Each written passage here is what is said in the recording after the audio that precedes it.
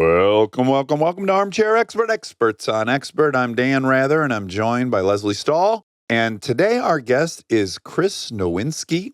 He is a neuroscientist, an author, and a retired professional wrestler. We've been just accumulating bizarre origin stories. But bizarre might not be the right word. Super fascinating origin stories. Unusual, which is probably the definition of bizarre if you look it up. Probably says unusual. Yeah. I've been thrilled to have Chris Nowinski on. I've been wanting to have someone on to talk about CTE for a long time. You love CTE. It's your favorite topic. The dream scenario would be a CTE episode of The Pit. Oh, my God. I'm surprised they didn't do that. They will. Season 2. I hope so.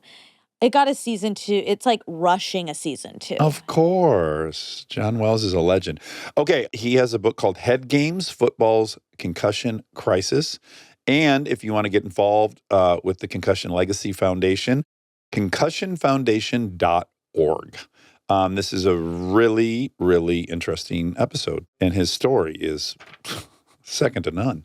Please enjoy Chris Nowinski. We'd like to thank our presenting sponsor, Happy Egg.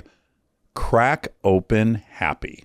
Look for the yellow carton at a store near you. And now, on with the show. He's an armchair expert.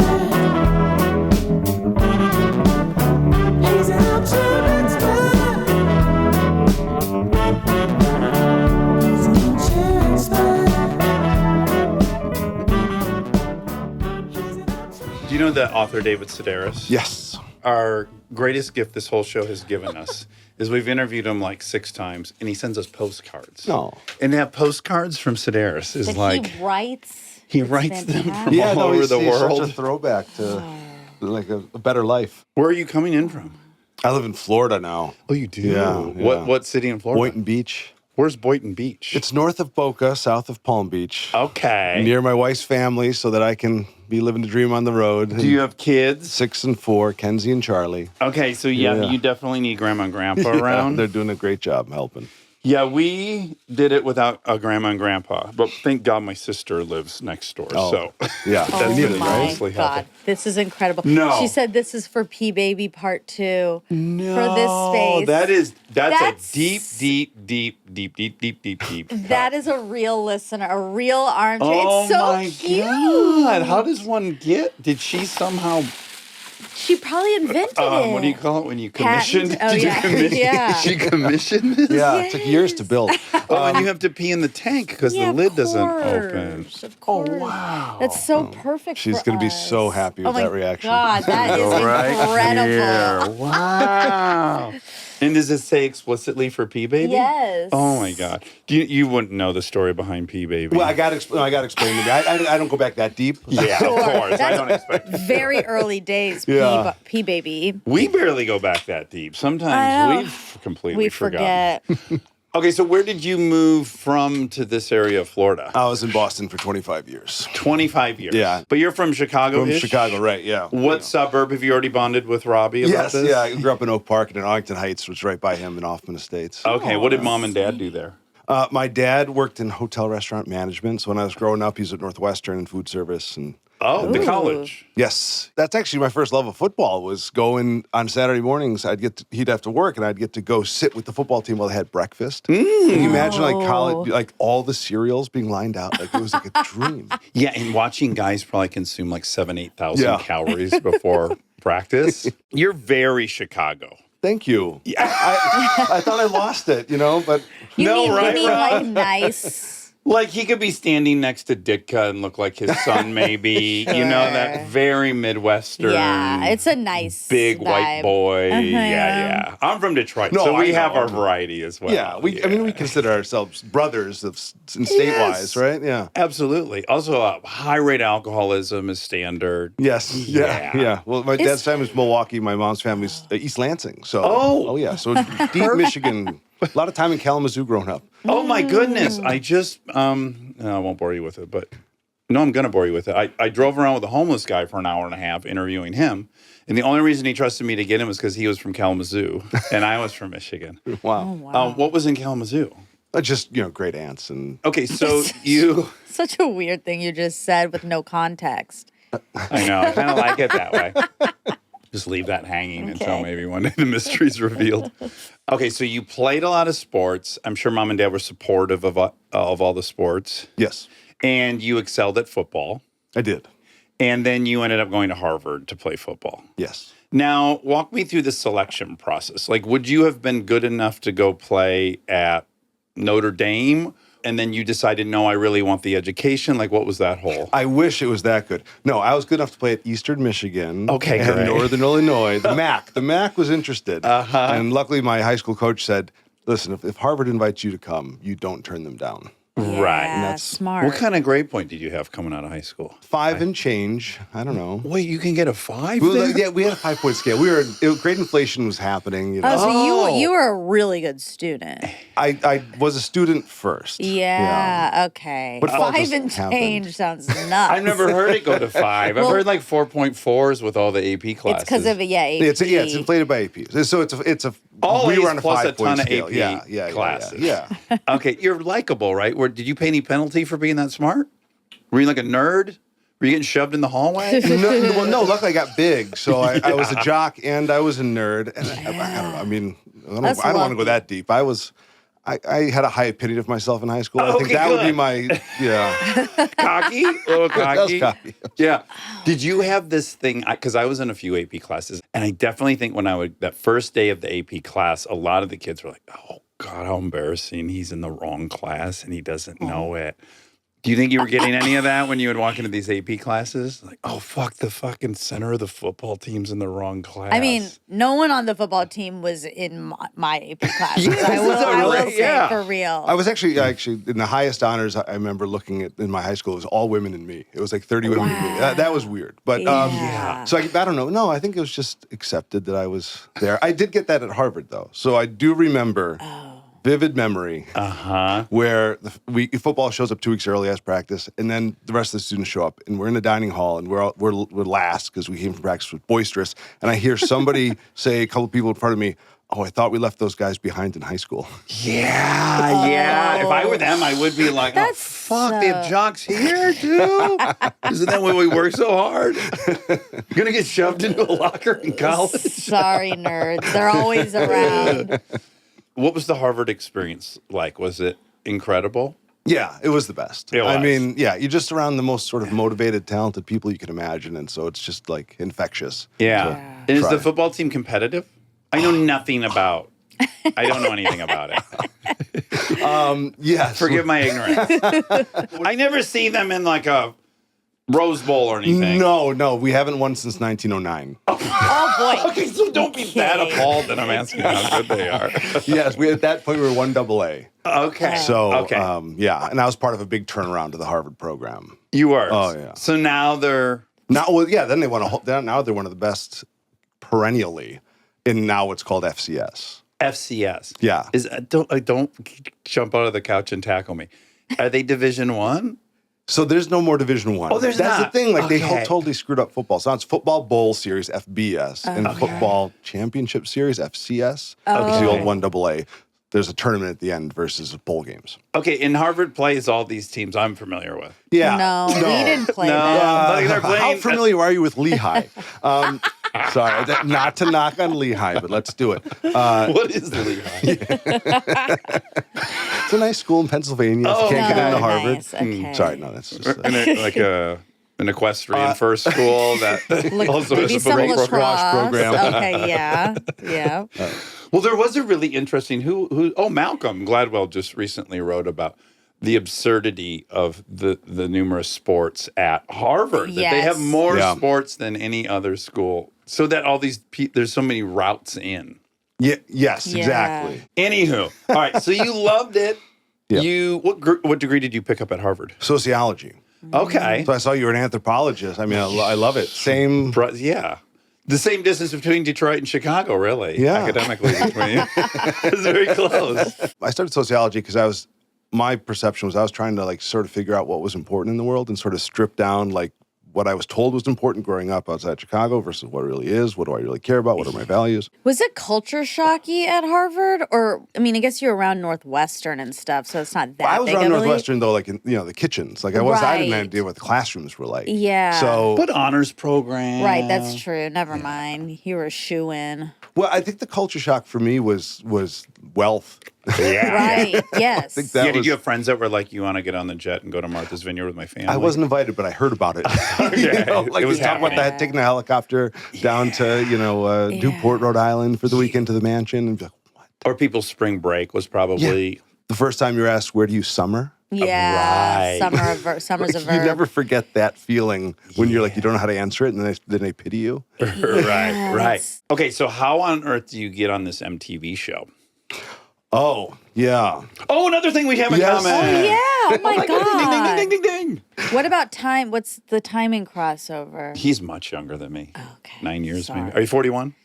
No, but thank you. Oh. I'm 46. Oh, only Not that 4 much- years. yeah, only Okay, 4 still in the 70s. You were born in 79? 78. 78. Okay, all right. We're doing good. Okay, so yeah, how do you end up on MTV? So I took a real job out of Harvard, life sciences consulting, working for pharma biotech companies, Oh, drug wow. development stuff. Very intellectually challenging, but not what I was looking for. I was working for them during senior year and making some side money, and we would talk wrestling. And I became a really big fan that year. Like, growing up, did you love WWF and Hulk Hogan? And, It wasn't allowed in my house, so I had two sisters, and I was the only boy, and so my mom could control that, like, you're not watching wrestling. Okay. Like, go to the cousins, I'd catch it, or the cartoons, so I knew a little bit from the glory 80s. so it wasn't a childhood But it obsession. wasn't a childhood thing. But summer of '99, I lived with 5 guys in like a 2-bedroom, 1-bath dump training, for football, and we watched Monday Night Raw and SmackDown, and I got hooked because it was like The Rock and Stone Cold. Oh, like wow. At their Oh, yeah, peak. golden age. Yeah, it was amazing. So a lunch conversation says, if you don't get drafted in the NFL, because I was a distant prospect. Yeah. Yeah, I think you'd make a great wrestler. Would you ever try that?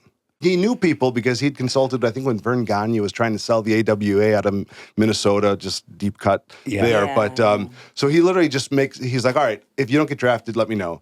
If you don't get drafted, he said, I'll make a call. He calls the Jerry Jarrett, who ran the Memphis territory, who calls J.J. Dillon, who runs talent for WCW. And they say, hey, we got this 6'5" Harvard guy. I think we could. Oh, wow. And so suddenly I've got a plane ticket before I even graduated to Atlanta to the power plant where Mr. Wonderful Paul Orndorff just beats me up for a day. Just to train you. Well, like a tryout. Okay, Literally, great. Not in front of anybody. no. By the way, I got to imagine you're appealing. Both you have the size, great. You have the athleticism, but what a story. You're from Harvard. They're going to hate your fucking guts, right? Yeah, It's like a built-in story. Yes, although I didn't realize at the beginning I was only going to be a heel if they found out I went to Harvard. Okay. So that's where the reality show part comes in. So, Okay. So you go down there. Anyway, yeah. So they then the test was like they would just make you like run the ropes till your side's bleeding, and like Oh, my they would God. just see if you're tough. Yeah. That wasn't even like performance or anything. Right. And I passed it. I needed shoulder surgery. They're like, 6 months when you're healthy, give us a call. And Wow. at that point, By the way, you're 22. I'm 21. You're 21. You need your first shoulder I know. surgery. Second. Oh, Lord. AC separation? No, impingement syndrome. Oh, so I was getting shots while I was doing my training so that I could move my arm. right. Yeah. Another thing, I've had 3 shoulder surgeries. really? Yeah. Wow, The list grows. you Rocky beat me. Batali. I hope we fuse at the end of this. Okay, so you needed surgery. Yeah, Maybe so you two should make a pee baby. We should. Yeah. It'd explode out of the toilet. It'd be the big, like first trimester, it'd be 12 pounds. so WCW's going out of business by the time I'm healthy. Right. Hiring freeze and Ted Turner, all thing falls apart. So I'm like working part-time in this consulting firm. I find Killer Kowalski's wrestling school. I'm going to go in old school. I'm going nights and weekends. So then WWE and MTV partnered to create Tough Enough to sort of bring in the MTV crowd to WWE.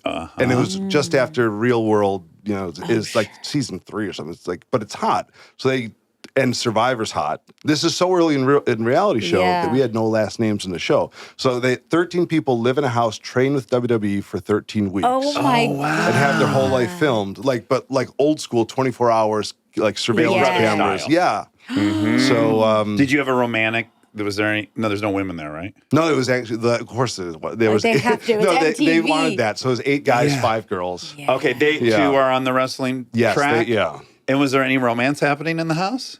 No. Oh, they didn't get you drunk enough. I don't. They probably hadn't cracked the formula yet. Yeah, exactly. Well, everyone there, like the prize was a 3-year contract. And so everyone sort of knew, like, if you're spending your time not focused on the business and you're trying to... but there's always romance, even when there's I money would've I think involved. as people smartened up the reality show, they might have realized it'd be good for TV for them to do that. That's what Yeah. I'm saying. They would have Yeah. gotten you hammered on the introduction. Yeah, and then, exactly. Right. And then had, everyone in the Everyone pool for in the next meeting. bikinis, Yeah. This is what year? 99? So this was 2000. 2000. No, 2001. Okay, what was the value of a 3-year contract at that time with It was WWE? nothing. It was. I mean, we had no leverage, so I think it was like a $100,000, $150,000 a year deal or something. Okay, nothing so crazy. 30 to 50 grand a year. Oh no, per year. year. Oh, per year. Yeah. Okay. Well, I mean, they paid us $600 a week to do the show, and then Yes, one of course. person gets dangled. So that's when you're 21, you're going to make 450,000. Yeah. That's great. Yeah. Yeah. It was So of the people that were on this show, how many got that contract? 2, 1 male, 1 female. And did you didn't get the Oh, I'm contract. Wait, but you did end up sorry. in WWE. Yeah. Okay. So you didn't get the contract. What then happened? And the only reason why, now that we look back, Yeah. is because the show was Hindsight. meant to bring in the wrestling crowd, and so when third week of the show, there's 2 Chris's on the show. They can't differentiate us, and so they tell everyone start calling him Chris Harvard because everyone just called me Harvard Shit. because I was the only Harvard guy they'd ever met. Yeah. And I didn't realize that would be your heel I don't forever. want to be a dick, but maybe the only college grad there. Yeah. That would be my guess. Too. I'm glad you said it. I'm glad you The said it. leaders, this is I why we know. lost. You said it. You're the one that said it out loud. Yeah. Okay, so the show ends. Wait, Yeah. how big was the show? Were people recognizing you and stuff? That must have been It was fun. the #1 show on MTV that year. It was? yeah. I'm really upset I missed it. Were you going I'm to bars in shocked. Boston and people were like so excited? And Yeah. Yes. Yeah, yeah. That's so Oh, what a fun cool. time. Yeah. But I was the bad guy in the show. They added me to be a total villain. dick. Yeah. So I didn't get that kind of reaction. It was more like, oh, that guy's here. You're in Boston. Are dudes trying to challenge you at the bar? No. Okay. No.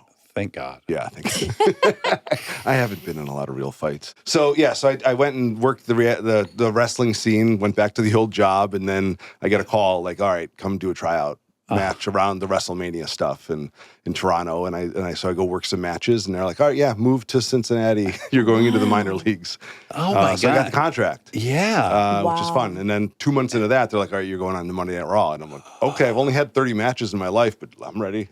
Whoa. Yeah. Were you ready? You weren't ready. Right. I survived. As we'll learn, you have a big injury. Is that your fault or his? Was that like in comp?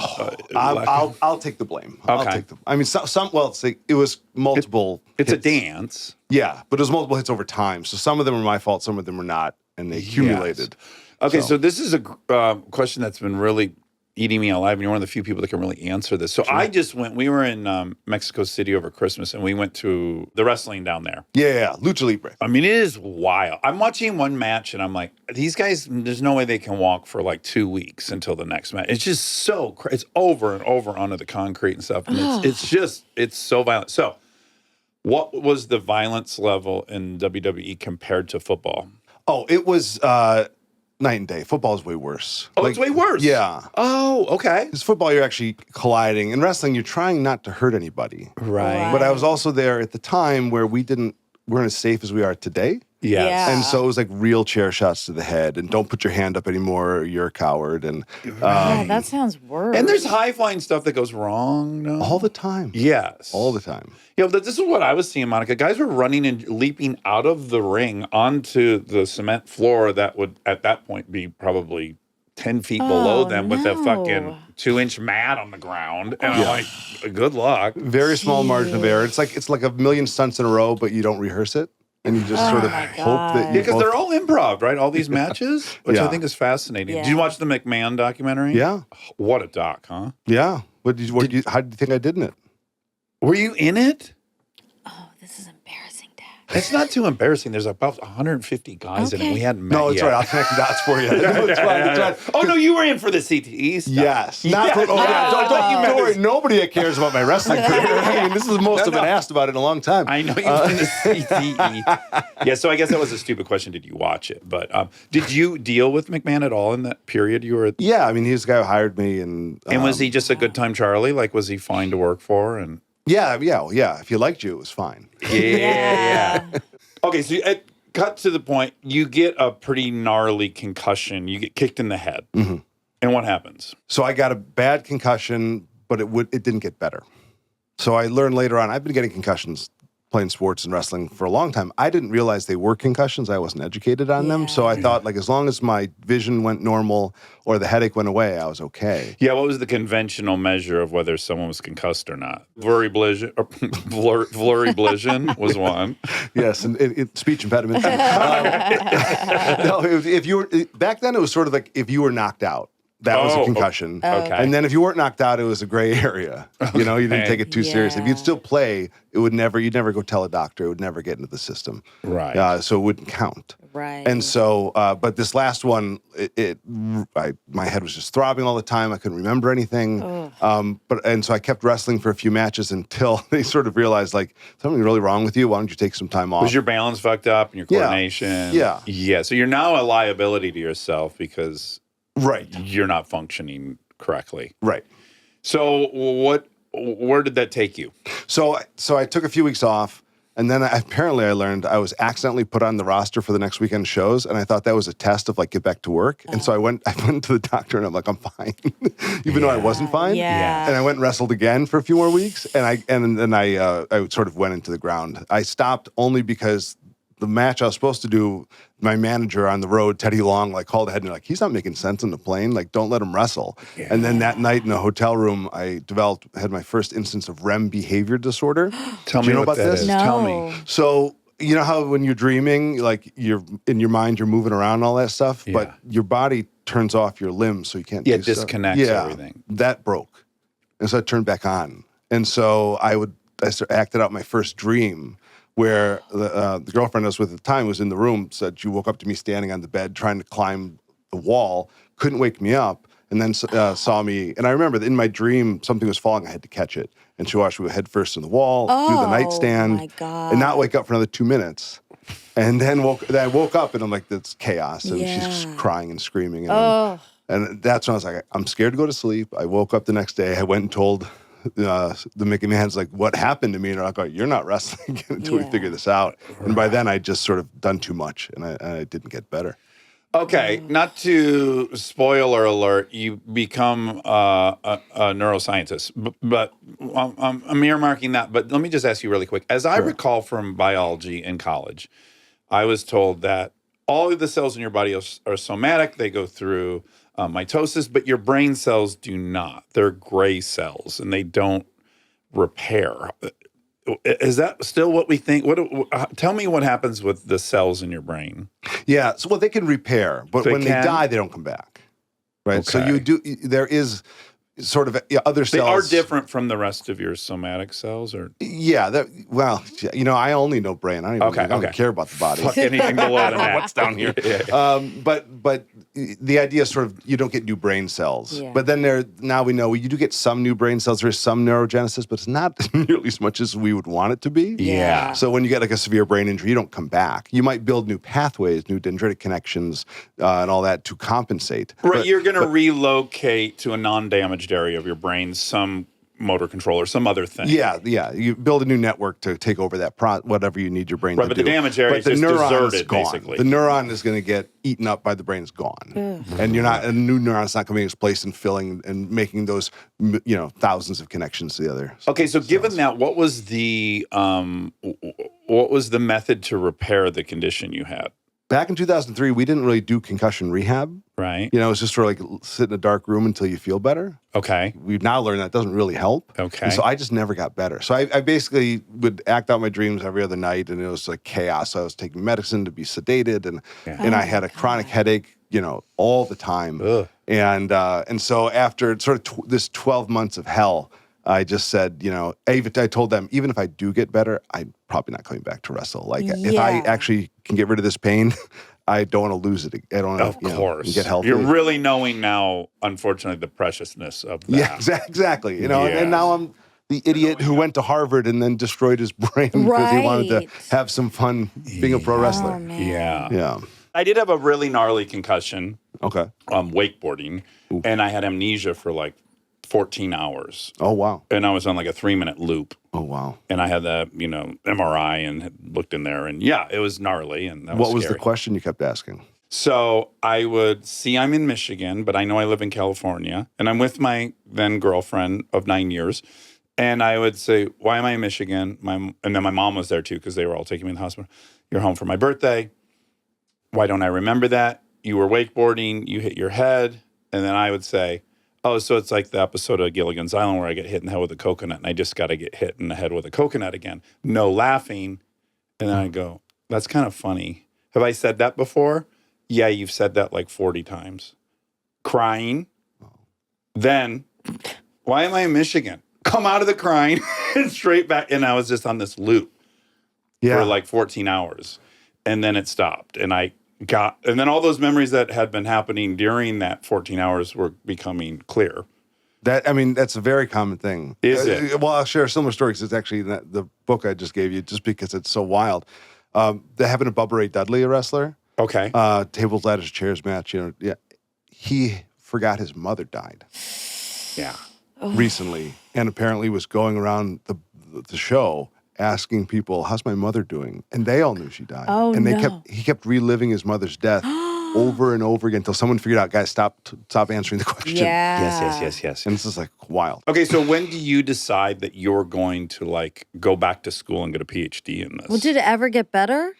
I mean, That's a real good question. Thank you for asking. I am feeling a lot better. okay. I'm presuming it's better. Yeah, but he said it never got better. Well, So I still have the REM behavior once in a while. I wake Okay. up thinking I'm choking to death. I always think something's wrong with my throat. Anyway, but the headaches are mostly gone. Okay. But it's about more than a decade. I don't, Yeah. I'm doing better. Thank you. So the reason I'm a I dick. shifted. I'm so happy you're better, Chris. Thank you, Dax. The reason I shifted is because as I'm trying to figure out, so there's a doctor who played a very important role in my life, Dr. Bob Cantu, who he was the 8th doctor WD sent me to, but the first one to help me understand what I was going through, because every other doctor would ask me, this concussion you had a few months ago, like, your first one? I'm like, yeah, because I'd never been told by someone in a white coat I had a concussion. Right. He was the first one to say, well, how many times have you been hit in the head and you saw stars, you forgot where you were, you're dizzy, you're confused. And I was like, oh, that happens all the time. Like every day. Every couple weeks. A bunch of stories of wrestling matches and football things. So he goes, okay, well, if you had a lot of concussions, it sounds like you didn't take any time off because they weren't diagnosed. I'm like, no. He goes, oh, those two things are bad, and they can lead to what you're going through post-concussion syndrome. And I'm like, really?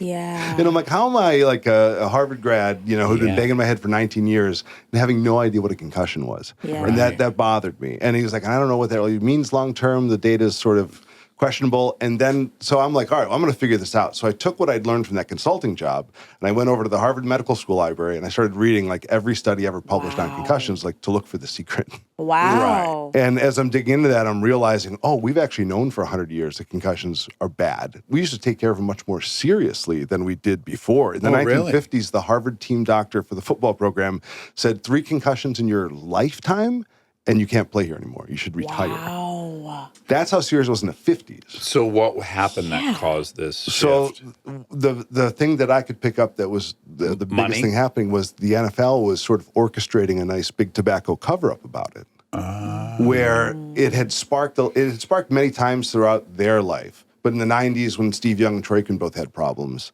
they said, all right, we're going to take care of this. And they started a concussion committee full of friendly doctors who were now publishing research in the medical journal Neurosurgery saying there's nothing wrong with concussions. They're quite healthy. We put half our guys back in who are knocked unconscious. None of them had died. Therefore, there's no long-term effects. And no one's ever developed any problems long-term. And I knew how to read the studies. And I was like, well, these studies are designed to show that finding. Like, if you had to retire mid-season from a concussion, they couldn't follow up with you legally because you were no longer part of the NFL. You would just drop out of the study. Right. So if you died on the field, you would fall out of the study. Yeah, all undesirable data would be jettisoned from the study. Yeah, so I got pissed, and so I said, working with Dr. Cantu and like learning about all this, I said, all right, I'm going to write a book about this. And that became this book, Head Games, Football's Concussion Crisis, that said, A, concussions are much worse than realized. B, there's this thing, CTE, that two cases have been found. And by the way, the NFL is covering this up. So that was 2006 when that came out. Got a $4,000 advance. Okay, wow. I paid $21,000 for libel insurance Yeah. because of what of the course. NFL was doing. Yeah. But luckily, I was right. Stay tuned for more Armchair Expert, if you dare.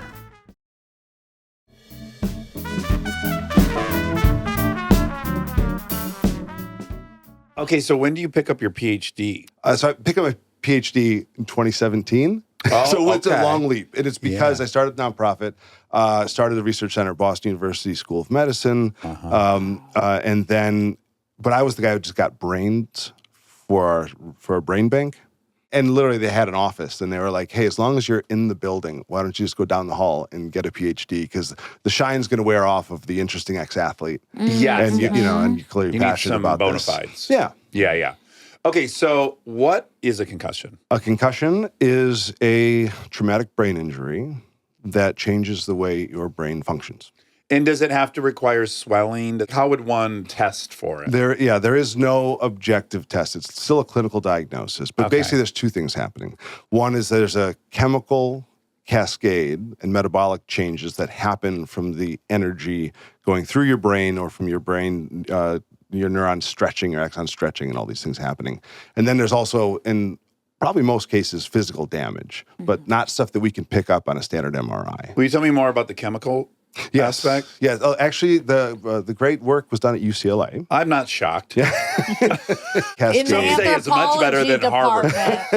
department. That's interesting. I hadn't heard that. Just to explain, you have 80 some billion neurons in your brain. They all have long projections. Some of them go from your brain down to the bottom of your spinal cord. They're 1/20th width of a human hair.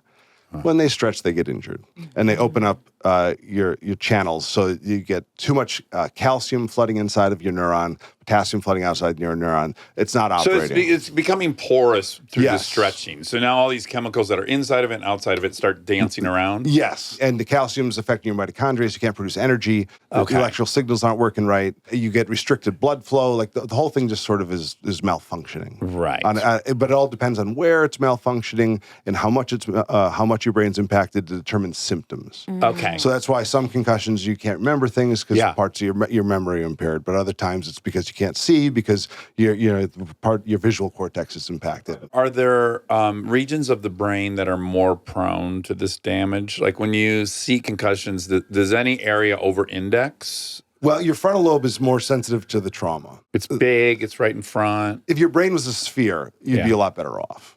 But because it's not quite shaped like that and your frontal lobe is sort of hanging off to the front, when your brain moves violently, those axons are more likely to get stretched and twisted. It's not well designed for trauma, and it's also tethered in the back, down to your spinal cord and your brain stem, so it's sort of flopping around in there. Okay, now when I got mine, they put me in the MRI or the C scan or whatever the fuck I got. And what they were looking for particularly is they told me, well, your brain has swollen, right? And the swelling has probably caused some pressure against the area of your brain that has these short-term memories, or that's why, and until it unswells, that's what's going to go on. And then we're looking for bleeding. Yes. They're looking for bleeding for sure to make sure you don't die. Right, because if Yeah. you're hemorrhaging in your brain, You can't they got to feel get it. in there. Right. And they got to release that or else you're going to have some real long-term problems or could die. Okay. Yeah. So that's what you're usually looking for. But the actual swell, your brain doesn't swell too much from Okay. a standard concussion. Most people will never swell. Okay, so maybe mine, they just, Well, yeah. scaring me. Trying to convince you not to go wakeboarding the next day. yeah, I haven't been since. They didn't have to say much. Yeah. But no, it definitely can swell a little bit. You just wouldn't pick it up much. Okay, so for people who've had, and we don't know the number, obviously, at some point in your study as we accumulate more things, maybe that will get some kind of predictive sense, but some multiple concussions result in this CTE. Yes. I'm obsessed with CTE. Yeah, It should Monica, be I don't know if you said. know this coming in, but Yeah, no, I appreciate you guys mentioning it a lot. Well, Monica mentions it a lot. Yeah, I yeah. bring it up a lot to Dax's chagrin. this is her pork belly. I do. People don't know enough about it. We need to have a conversation They about it. really don't. Okay, so what is the full arc of the condition? And Mike, what are the mechanisms that are happening in the brain? So CTE is a degenerative brain disease that is caused by repetitive traumatic brain injuries. Right? So it's only seen in association with a lot of hits to the head. So one of the important things to say right away is that one concussion is not causing CTE in almost anybody. Yeah. Because now we've looked back at brain banks, and even ones where people have had a severe brain injury from a car accident or something, and you just almost never see it, Yeah. right? Although you did say one concussion doubles your outcome for suicide. Yes. Yes, that is That's fucked up. Really? fucked up.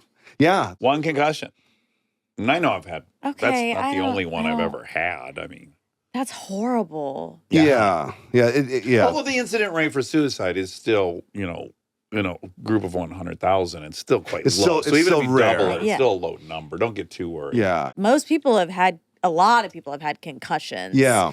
And so that's interesting to know. And that data is usually from hospitalized concussions, which you had. And the theory is there's sort of two things going on. One is that maybe it's changing the way your brain functions, and Yeah. maybe you're in chronic pain. Headaches is very much associated with suicide. And so maybe there's some of that going on. And then on the other side, though, it might affect your life in a big way. It might affect your job, your relationships, because your circumstances have changed. Right. But then also we get into a correlation causation problem, which is like, I'm sure there's something we could say about people who accumulate concussions. Yep, That risk they takers over-index. and- What yeah. people that are drawn to that lifestyle are probably doing a whole suite of behaviors probably that. It is complicated to unravel. So we don't want anyone to think like suddenly if you got one concussion, you're going to go Yeah. kill yourself. Yeah. Right. Right. Okay, so you get multiple injuries. So so basically, for some reason, football being probably the best example. I took 10,000 hits to my head. One of those hits was hard enough to spark this inflammatory process around a blood vessel at the depths of the sulcus in my frontal lobe is where we usually find the beginnings of it. Is that generally, if you have CTE, that is where it's... Yes, that's where the first lesions will show up. Dorsolateral prefrontal cortex right about here. Okay. Which again, we think is part of the physics issue. That part of your brain is most likely to stretch. Yeah. So basically, if we had that smooth surface sphere of a brain, like rats don't get CTE because they don't have that fold. So at the depths of the sulcus, the energy of a rapidly rotating brain causes it to go to that bottom of the valley, and that's where we see the initial lesion. And then for some reason, that lesion will keep spreading in the absence of further hits.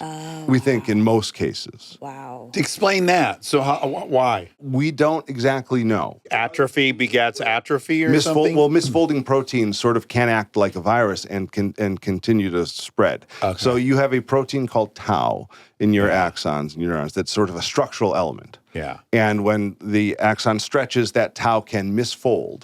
And then it's sort of like a crack in a windshield that it just keeps spreading. And it can actually jump the synapse and go to another neuron. And so, we don't understand. We can't diagnose this during life, which is why we're trying to get brains for study. So we only have these windows into at the time of death, what do we see? But now we pick up these small lesions in like teenagers now.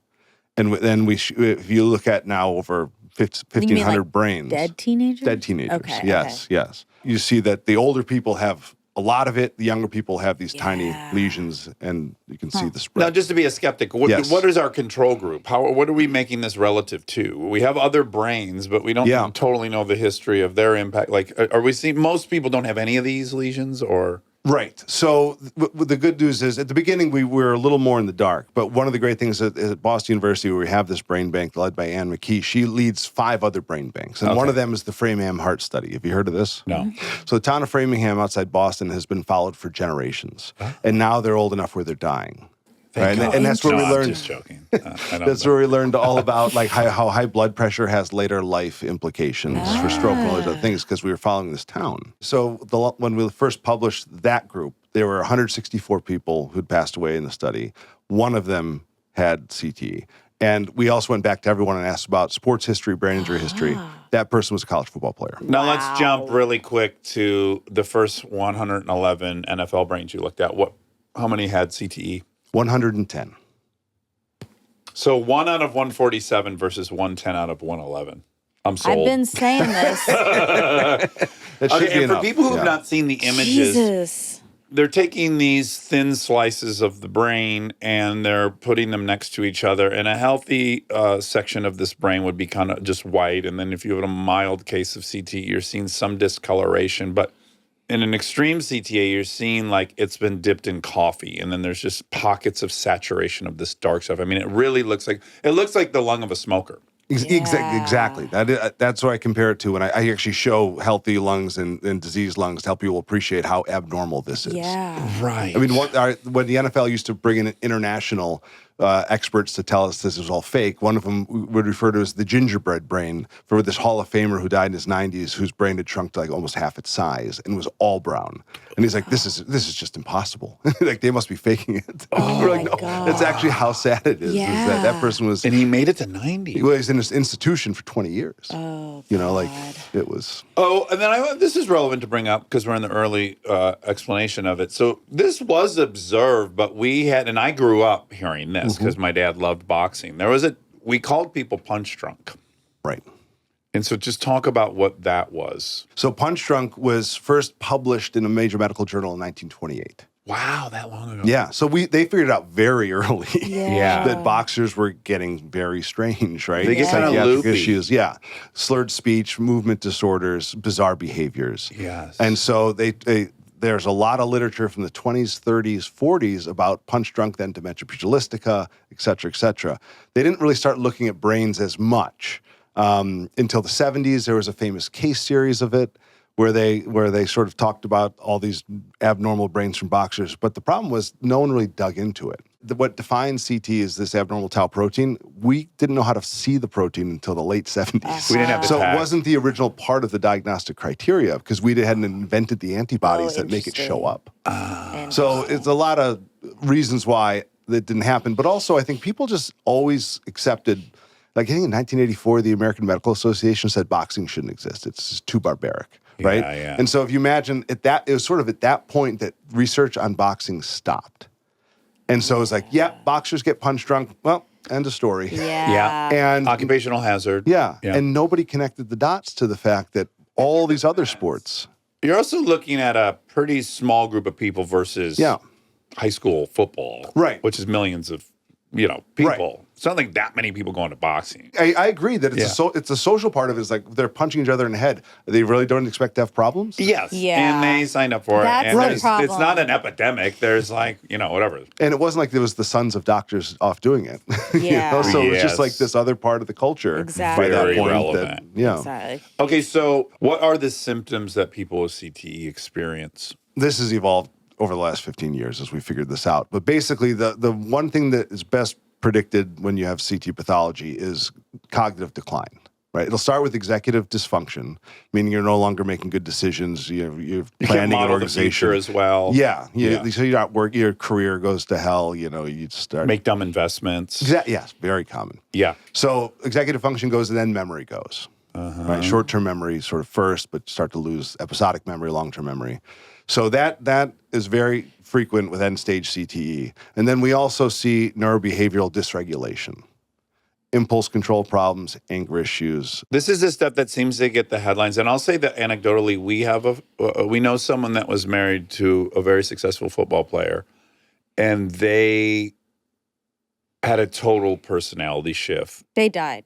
Yeah, he died, and I'm sorry. yeah, you hear about this. I see it on Real Sports and stuff. It's like there's violence. All of a sudden, people who have never been violent are getting violent to their family. They're getting violent around town. There's self-harming. The addiction is going spiraling. So you're seeing a real kind of tornado of depression and just the personality shift. I think that's the scariest thing. Yeah. Because people are married to these men that they love that were so kind, and all of a sudden they're like erratic and impulsive and scary. Well said, because one of my talking points is often that the number one thing you see is personality change, but that's not a diagnosable condition. So it's not like in our data.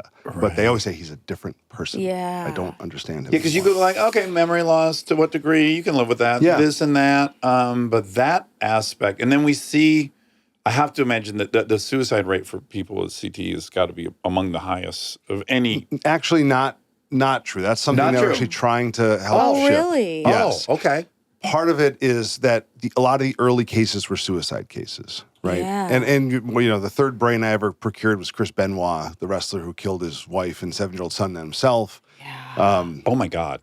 You didn't know No, about tell us that. I mean, I guess you did just tell us that, but well, he was no, but it's a complicated story. Like, because when I was writing that book, he was the only guy in the locker room. Because I'd show up for shows once in a while half people welcomed me, half people thought I was lying and stealing a check and faking my injury.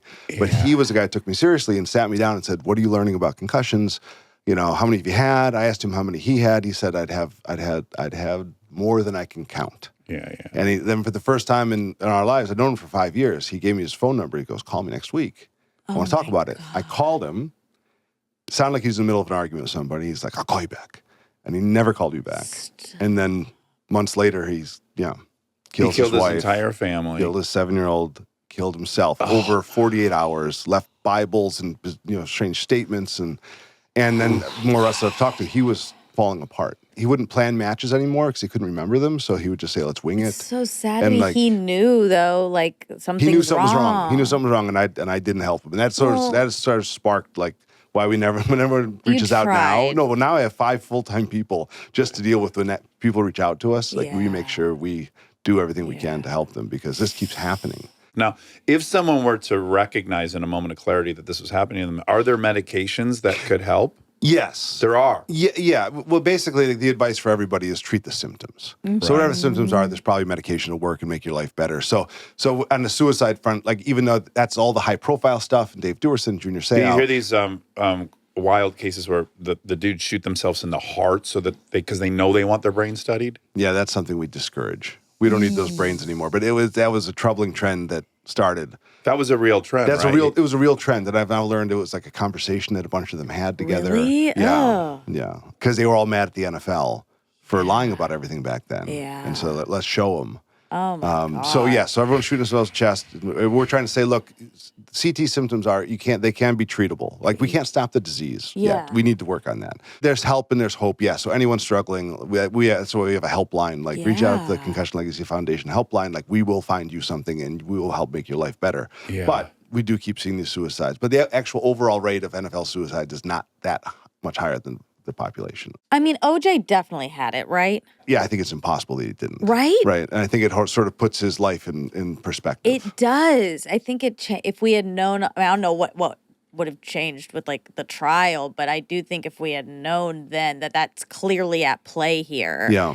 I don't know, we would have looked at it much differently. We would have looked at it differently. Like, it doesn't mean that you don't go to prison. You're not allowed to kill your Exactly. ex-wife. Yeah. Well, apparently you are because he got off. Yeah. But I'm just like it would have been an interesting part of it. Yeah. I think it forces you to look at a lot of the things we've seen with a lot of the people we've seen them with. Mike Tyson, a lot of these boxers that have had episodes that are inexplicable. You have to imagine there's a lot going on. And it's not just CTE. Like brain injury itself, in the absence of CTE, can cause a lot of this stuff. What positions in football do you track those? Yes. Obviously, the kicker has very low risk of getting this. Although, actually, the kickers haven't been exempted from this because in the old days, the kickers were former position players. Okay. And then the new days, they're all former soccer players. They've had the ball too much. Okay. So, but actually, we cannot find CT trends by position. You can't. No, even though linemen get hit maybe twice as much as other positions, but the average hit is bigger for those positions. But there's also like a missing piece of data that people didn't sort of realize that sort of explains why we don't see it by position. Can you guess what that is? Maybe because they've all played different positions before they landed in those positions? That's part of it. Yes, that is a very good important part. What you played in the NFL is not what you played as a kid. Yeah, you see all these stories of like this was a layer of racism where it's like these incredible black quarterbacks would come into the league and they're like, you're not going to be a quarterback because you don't have the brain to run an offense. Right. And they would be put on a different, They all became wide receivers and running backs. Yeah. So who knows what they all played throughout their career. The other part is special teams. Kickoffs and punts are actually the most violent plays. Oh. But it's random who goes on those. Oh, it is. And it's not tracked.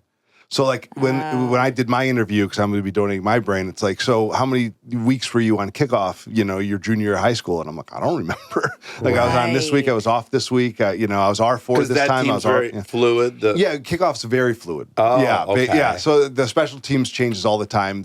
Only in the NFL are there a handful of specialists who do special teams. Otherwise, it's usually the backups. Oh, interesting. Yeah, so okay. you don't. So that I think that is actually skewing our data. That's why we don't see some linemen never are gunners or wedge busters in the old days and all these things that were very violent. Yeah. Now, how did the sports compare to one another? Is football the worst? Where's NHL? Where's boxing? Where's soccer? We don't have enough data, and especially because we can't diagnose in living people. But for football, we've looked at now over 400 NFL brains, and 93% of them have had it. But we just published our first study of NHL players, and it was 18 of 19, so it's actually a higher percentage. Christ. Yeah, because when I think I grew up around hockey more than football, and yet concussions are standard. Yeah, because you're falling, you're hitting the ice. right. The ice is the thing that no one can sort of model. It's way worse than any football hit. Yeah. And you're going faster because you're skating faster than you run. Fuck yeah, those guys are flying and thrown into the glass and hitting the back of their head on the on the plexiglass. Yeah. Why can't we look at the brain while the person's living? Like, 'cause we have You'd like have to go in FMR. and do a brain surgery and get a. We are trying. I was gonna say scan. I mean, I feel like scan technology has gotten so good, and like fMRI, like all of it. But no, We're close. not there. Well, the problem is no one's done the work, right? So Yeah. the CT stuff shut down in the 70s, and we started the first academic center back in 2008. So there's literally no research on this. Yeah. Like for Alzheimer's, none of these diseases can be diagnosed definitively during life. Yeah. Right. Only until very recently we started imaging beta amyloid plaques, which was a breakthrough a little over a decade ago. Tau's part of that as well. Tau's part of Alzheimer's, right? Yeah. So we've been piggybacking off of a lot of Alzheimer's research to try to catch up. So we don't even know the pattern of atrophy to distinguish it from Alzheimer's, right? It's frontal, it's temporal, but we don't actually know. So we will figure this out probably much sooner than we realize, but we can't right now. So soccer's bad if you're a prolific header, like that. God, boxing's bad if you take a lot of punches. And the other thing I should say though, there's also a dose response issue going on with that. So the reason why 90-some% of NFL players have it, because they've all played 20 or more years. The fewer years you play, the less risk. So when we study the high school football players' brains, it's a minority of them, although it's still far more than I'm comfortable with. And I did hear once that maybe it's sort of the opposite of what you're saying, that you think if you haven't gone to the NFL that you're in the clear, but you may have started in rec league. You may have started when you were 5 years old. And so you've still had a long time playing. That's exactly right. Yeah. And wasn't one of the things that we've learned since we started studying this is it's not these big concussions necessarily, that it's also just repetitive, smaller hits. Yes. Well, it's repetitive hits, but I not smaller. So actually a talking point I've been trying to drive into our team for the last year is that when you actually look at the sensor studies, what we find out is that the average concussion with linear acceleration is happening at about the 90th percentile. So let's say it's 100 Gs. If that's what's happening, if you're a football player, you take 1,000 hits over a season, that means you took 100 hits harder than that concussion, that other 10%. I think that's what's causing a lot of the CT risk, because it does take hard hits to cause physical damage to your brain. Well, that's comforting. But most of them you can't feel, right? Because you don't have pain nerves in your brain. And so when one neuron dies, you can't feel it. So you just said 100 Gs. Is that the scale we're looking at?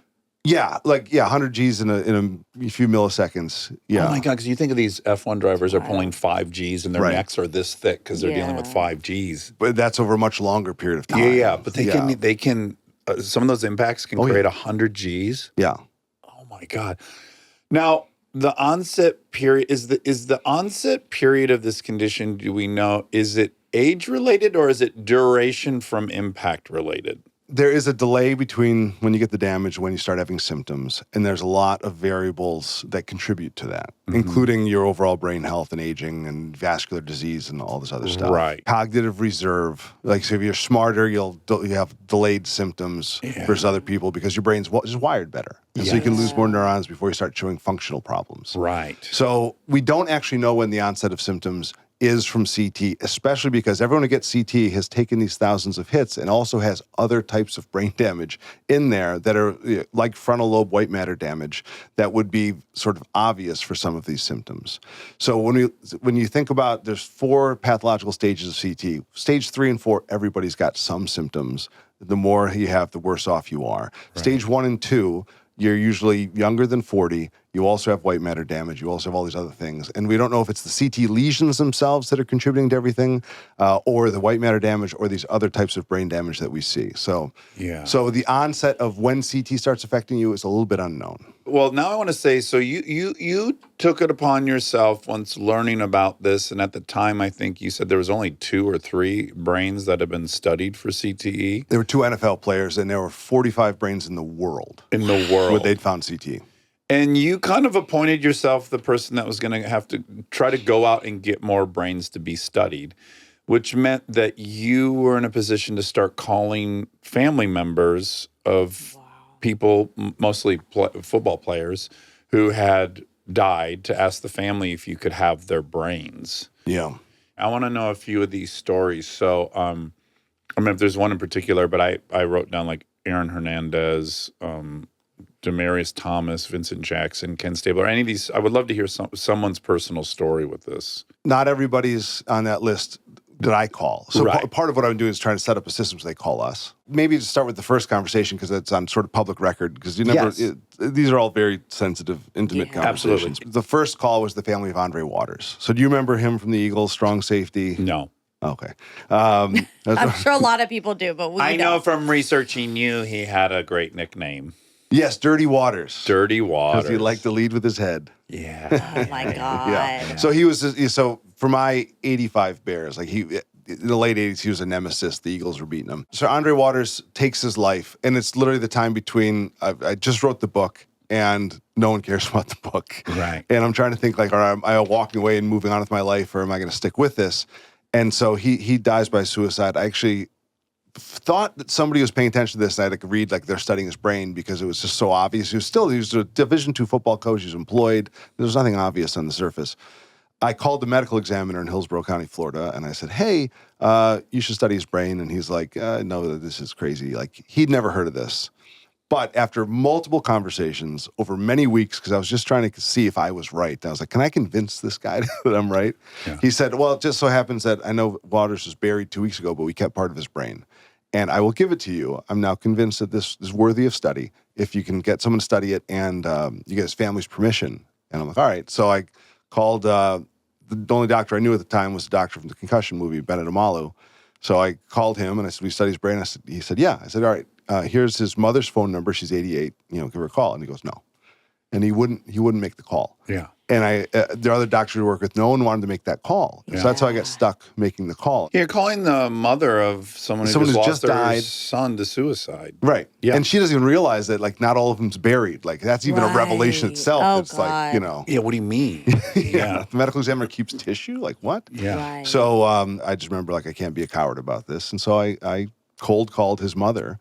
Luckily, she didn't answer because I just had this vision that she would just, like, listen to me and, like, just drop dead, Yeah.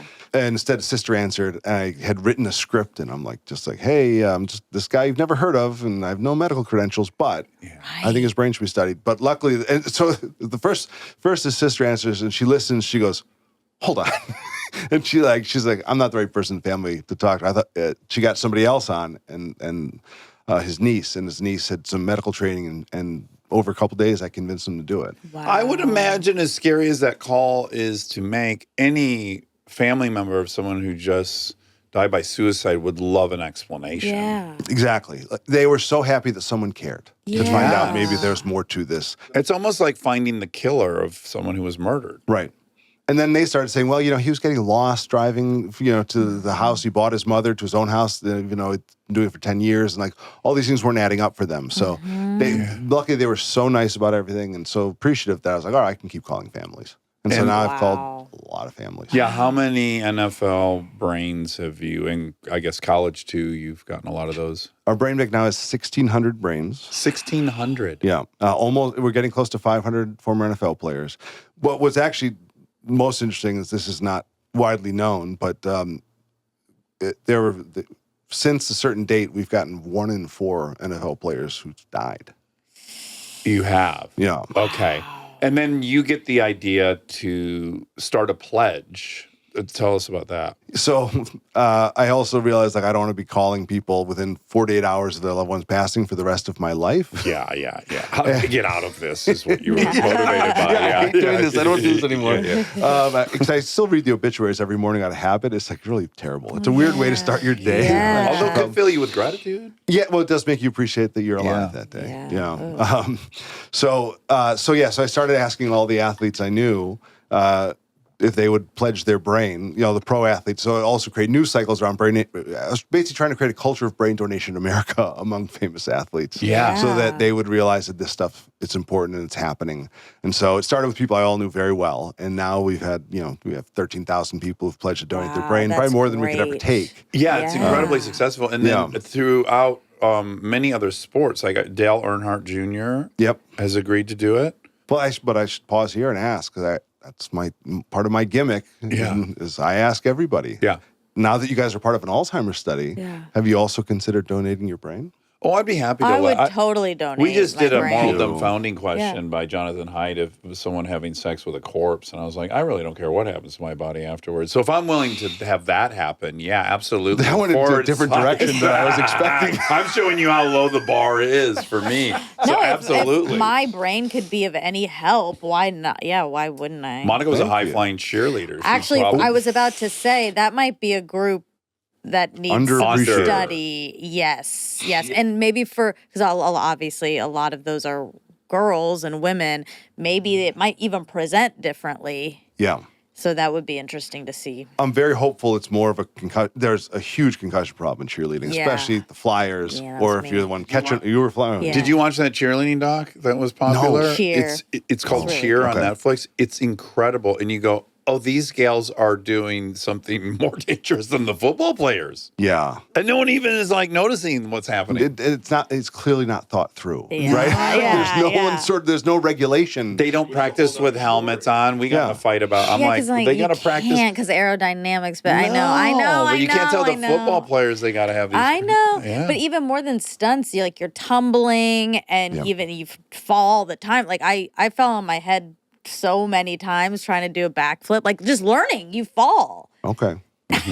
Now I'm very interested in this brain. Yeah. No, You can have access to it. I'm hoping we've never seen CT in a cheerleader. We havenven had many that's brains great. donated, but I'm Yeah. hopefully, and it's a new phenomenon. So we don't have 70-year-old cheerleaders who are doing this, Exactly, which is a whole exactly. other issue. So anyway, it's something we got to look into, but I'm hopeful it's not a huge problem. Well, I'm Okay, delighted good. to donate my brain. Thank Do I you, have to Dax. officially Yes. go to a website or something? Yes. Oh, Okay, great. tell Yeah, me how we'll to do that. it. Yeah. I think it's donateyourbrain.org. Oh, but I'll great. send it to you after. Okay. And I'll make sure I get that right. Yeah. Yeah, okay. But we'd be honored to Double have check you. my children have no plans for my brain once they sign up on it. Most people say, let me check with the wife and then never get back to you. So I appreciate Yeah. My wife will like, just get that fucking I mean, brain what out are of they here. going to do with your brain? Reanimate me when the technology exists. Oh, all right. Yeah. Oh, yeah. Sorry. Stay tuned for more Armchair Expert, if you dare.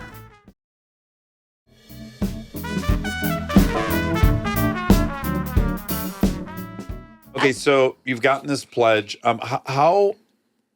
What's happening in Europe, and obviously like rugby, Australian rules football, soccer's global. It's not like this is an American issue. What's the Correct. rest of the world think about all this? Well, they tried to frame it as an American issue. So They one of the did. tricks the NFL played is they brought in Australian doctors and British doctors who would say, this isn't in our country, so this is not real. And so Yeah. I went and started brain banks around the world. And so one of them was in Australia because that was the big bad guy who was coming in and saying, this is fake, this is fake. So we started a brain bank in 2018, and by 2020, we diagnosed the first cases in Australian rules football, the first case in rugby league. We now have a brain bank at Oxford. We're going to be seeing it. It's been seen now in rugby. Is it a comparable percentage? Like when I watch rugby, I shot a movie in New Zealand for 4 months and I got super into watching rugby, and I was like, well, this is the ultimate gladiator sport. I mean, these guys have nothing on. Yeah. They must have enormous rates of this. We don't know because we just started the rugby research. Yeah. So, and rugby, are you aware that it's only been professional for a little while? No. As you've learned, I know very little about these masculine sports. I didn't know this either until recently. I know So- about BMX and skateboarding. So rugby was like a gentleman's thing until, I think like toward the turn of the century. Oh. And so it's just like a week, everyone's 180 pounds and they're sort of, tackling, not really Hugging each practicing. other.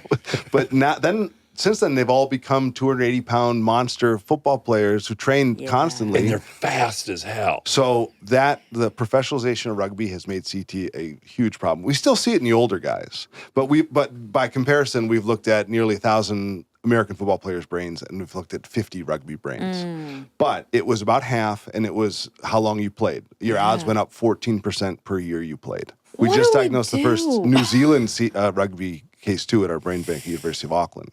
Okay, so now we can get into a fun Liberty question. Yeah. And what is the future and what would you advise? Because obviously for children, that's like one conversation we have about children.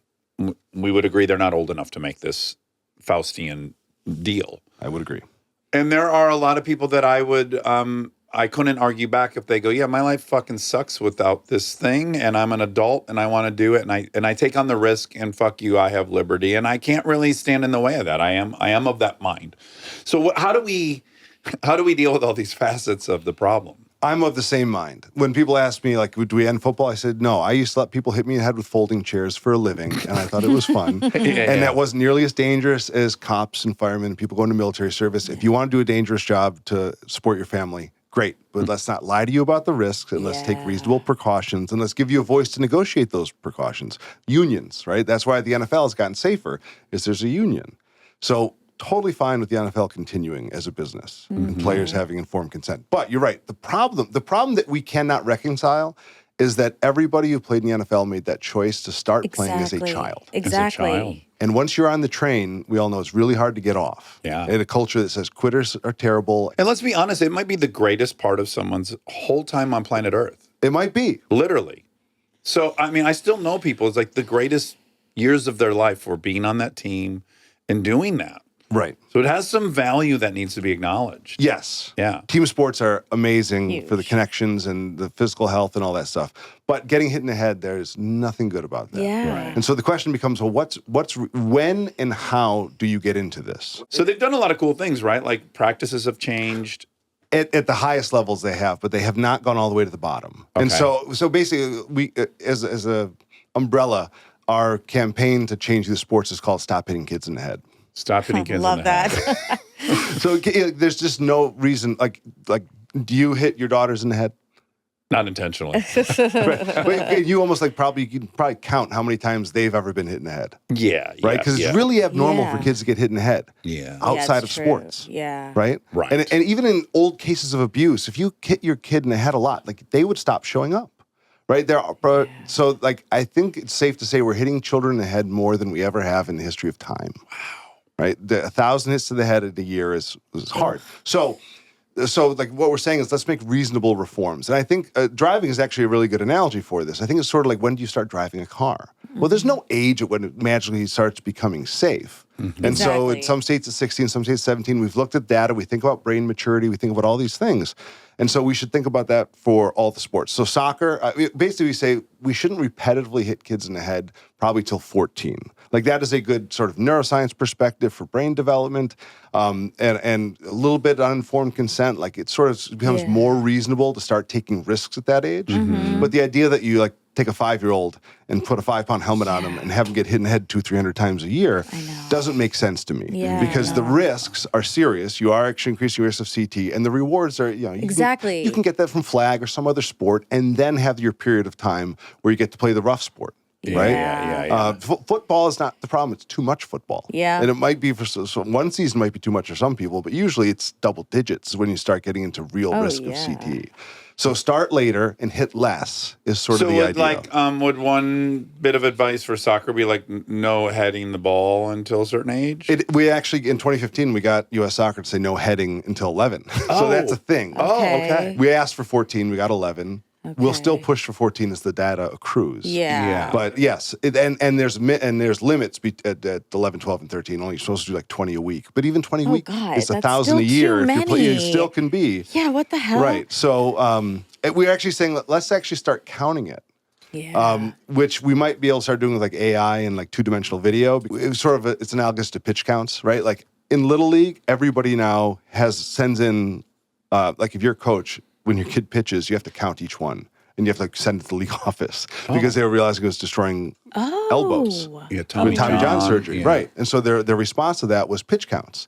So we count how many times kids throw a ball to protect their elbow. We do not count how many times any child is hit in the head in sports. That's wild. And so, and now that soccer's a you can play 4 seasons a year now. It used to be in high school it was 1. Yeah. Like, Yeah, my daughter's buddies, some of them are, Yeah. 4 leagues all year so round. if we're not monitoring that, I mean, we could be getting more exposure in soccer than you are in football. Right. So the advice is, like my kids play soccer, they can't head now, but when they can start heading, my advice could be, don't head. Yeah, Tell your exactly. coach, no, it's not Yeah. for me. Yeah. I'm going to play it off my chest. I'm going to control it better anyway. Yeah. But like this Exactly. whole idea that you should be projectile coming at your head, you should knock back, is very abnormal. Yeah, using your head as a baseball bat, Yeah. basically. Yeah. So what we see too, and it has to be acknowledged, is the demographics of the sport are changing because educated white people with means are not letting their kids do this. And we're seeing it change pretty dramatically. Who's actually playing the sport is disenfranchised, disadvantaged kids more and more. No, that's true. I mean, HBO Real Sports did a think nice that's where I piece with saw us. it, Yeah, so I was part of that piece. Yeah. Where they said the percent of kids on food stamps who were playing tackle football in Illinois was starting to just dramatically go up. It was like changed by 10% over only a few years because people with options started to realize my kid could do another sport, get the same benefits without the risk. Yeah. And so that it is a cultural conversation needs to be had because then that quickly goes to, but it's their way out. Right. That's For like always people. the next Yeah, sentence. it's a legitimate argument. It is, except for my next response is, but no one's getting recruited off their film when they were 7. Yeah. Exactly. So you could go flag into that. Yes. And so it's just, I think people aren't thinking about it deeply enough to realize that, yes, it can be a way out, but it doesn't become serious till high school. Also, if there's just a regulation that can't happen until you're 14, then everyone is still starting on the same playing field. I guess the reason Yeah. I bring it up is to say, yes, there's liberty until you observe that only certain people have liberty and don't have liberty. Exactly. Like when you're seeing that some people don't have an option and other people do have an Right. option, I think there is some societal obligation to protect the people that are most vulnerable. Yes. And that's what I'm getting at is like, these are necessary because you're asking people who are in a position where they've got to risk it all to make these decisions when they have much bigger fucking fish on their plate, Yeah. whatever the goddamn saying Fish to is. fry. Fish to fry. Yeah. No, it's perfect. One of the ways to look at that is that like there was a study by CDC showing in like white communities, you're more likely to have both flag and tackle, and you have a choice. But in black communities, you only had tackle, right? And so that you're right, you don't have the option. You're either playing tackle or you're not playing football at all, which Right. in some cases might be worse for various reasons, right? Right. It's one thing to say, oh, they were told the risk and they made a decision. But if you acknowledge that some people are in a worse position and they're more Right. incentivized to make that decision, that has to be accounted for. Right. And I think we also have to add, when people say, yes, it's their way out, that because they're vulnerable, they need the pathway. It goes, yes, but you're talking about vulnerable people who already have problems. Yeah. Let's layer on brain injury to that. Yeah, exactly. Like, that doesn't make any sense. Right. Because brain injury can lead to these other problems down the road. So don't take our most vulnerable people and layer on 5,000 hits to the head Yep. for that tiny chance they can turn into a living. Well, Exactly. yeah. What is that percentage? Do you know it off the top of your head? I mean, it's under 1% of kids who enter the football in their school are going to end up in the NFL. Yeah, I know Point- that's point online. something, It's I'm point sure. something. Yeah, it's 0.1 or something. Yeah, it's so small. Yeah. This is such an important topic. I appreciate all your research on this too. I know it's a dive. I like it. So this is like a really maybe bad question. Do you think you have it? That's not a bad question. I have to wrestle with that every day. Yeah. Right. And it's literally like it waxes and wanes. Some days I'm like, yes, maybe not. I mean, my problem is it got very real a few years ago because one of my college roommates died. So he was the Harvard football captain my senior year. Wow. We shared that room when we were all watching wrestling in '99. Like it was like a bunk bed, and he's on the futon, and he played 3 years in the NFL. He was Tom Brady's roommate, housemate when they were rookies with the Patriots. And then, it didn't work out for injuries. And so then he went and got his MBA from Dartmouth. And then he ran, the hedge fund, worked. He had this he was the perfect life, married his high school sweetheart, 4 kids. And then we found out he had a secret drinking problem. And it got so bad that it killed him. Like even after like interventions and like everyone becoming aware and like it. So Yeah. the perfect guy, the Superman, ended up drinking himself to death. He had stage 2 CT. We played basically had the same sports experience, right? He Yeah. played 8 years or 11 years of football. I did my 8 years of football and my wrestling. And so Yeah. like the fact that more of those guys seem to have it than don't. Like the Yeah. guys who have my history, definitely more than 50% in our brain bank have had it. Right. And then I just have to ask the question of like, how biased is our brain bank, right? So like Right. right now, I don't think people look at me and think I have it. Yeah, it For my doesn't seem behavior, it. Yeah. maybe only my wife, but it's like, Yeah. so I don't know. Well, you have to acknowledge that same stimulus input results in some different output because we're so variable. So Yeah. like same, tens of millions of people smoke cigarettes, same amount of cigarettes, and some percentage get small cell carcinoma. I don't know. There's a lot of factors in there. Exactly. Yeah, you're right. It's not so predictive of the symptoms. Well, not predictive of condition, symptoms, the but not, pathology. yes, Yeah. for sure the condition, but not the symptoms per se. Correct. Yeah, right. So I think there's a very good chance I have it. If I showed you my MRI, we go that from 20 years ago, it'd be like, that does not look normal. But I don't have symptoms, or at least ones that are overwhelming me. Yeah. And so, but that's part of my passion and race to find a cure. It's like, I still Yeah. might have 10, 20 years before it clubs me over the head. Right, To right. find something that actually stop it so that I can just have what I have. Well, Yeah. your best defense is that you have a wife that's highly educated Exactly. on this And you is an are outside yourself. observer. I think it gets hard to observe That's yourself. true. That's true. Yes. Yeah. But you have a partner who's hip to all these things to look for, presumably. Yeah, but she's do, also right? got to be completely in denial to choose to marry me. Like, Well, she hasn't proven to be. Yeah. we had that talk though. Oh yeah. Like when I proposed, I was like, "Now look, I don't know where this is going to go because this was more than 10 years ago now. So he had even less knowledge, and I'm like, I might have this, I might lose my mind. Chris Benoit thing had happened a couple of years prior. It's Yeah. like I don't know where I'm going to be at 40. Now I've passed that. I don't know where I'm going to be at 50. Yeah. Like I don't know. Like it is scary to think about sometimes. Right. Okay, so that did bring me to the final thing I want to talk about is this isn't just for athletes, right? There are occupations that over-index in concussions. I happen to be, all my friends in the movie business are all stuntmen. That's I not can't tell good. you how many concussions these guys get. Yeah. They get run over by car. I mean, they. It'll go unnamed, but there's one friend that we've had where a few of us have talked, and I'm like, I just feel he feels a little loopy. Is anyone else noticing this? And we know of some many concussions. Anyone who's doing like motorcycle shit, you're gonna deal with that. So what occupations are military, all fire and rescue? So we're starting to look into that. So basically, CT has been seen in some military people who do not play sports, but we're like artillery or special forces, a lot of explosions. So it can happen. It's much more rare than football, but it's definitely there. Yeah. We are looking into more first responders. We have gotten some firemen and police who've had a lot of concussions, but they haven't. I don't think we have a case yet. So hopefully it's not as bad. We actually seen it in people on the autism spectrum just banging their heads all the time, which is sort of an interesting, sort of Yeah, of sad, course. sad group. But we aren't. It is probably out there. I'm hoping it's rare. Like there are some jobs where you're getting hit in the head quite a bit, but it's not anywhere near boxing and football. Well, also because probably you don't start those jobs till you're older, Yeah, that's a great point. so you're not gonna Right, your brain's experience more that. mature. Right, your brain's not as protected against those hits when you're young. You don't have the axons, the sheath around your axons, this type of cell that grows there isn't there when you're young, and so those stretches are worse. But we have diagnosed a stuntman with CTE. He was also a football player.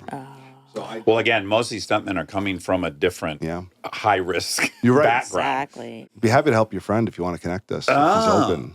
Okay, that's interesting. Yeah, I wonder how open he would be to that. That's a vulnerable thing to I know.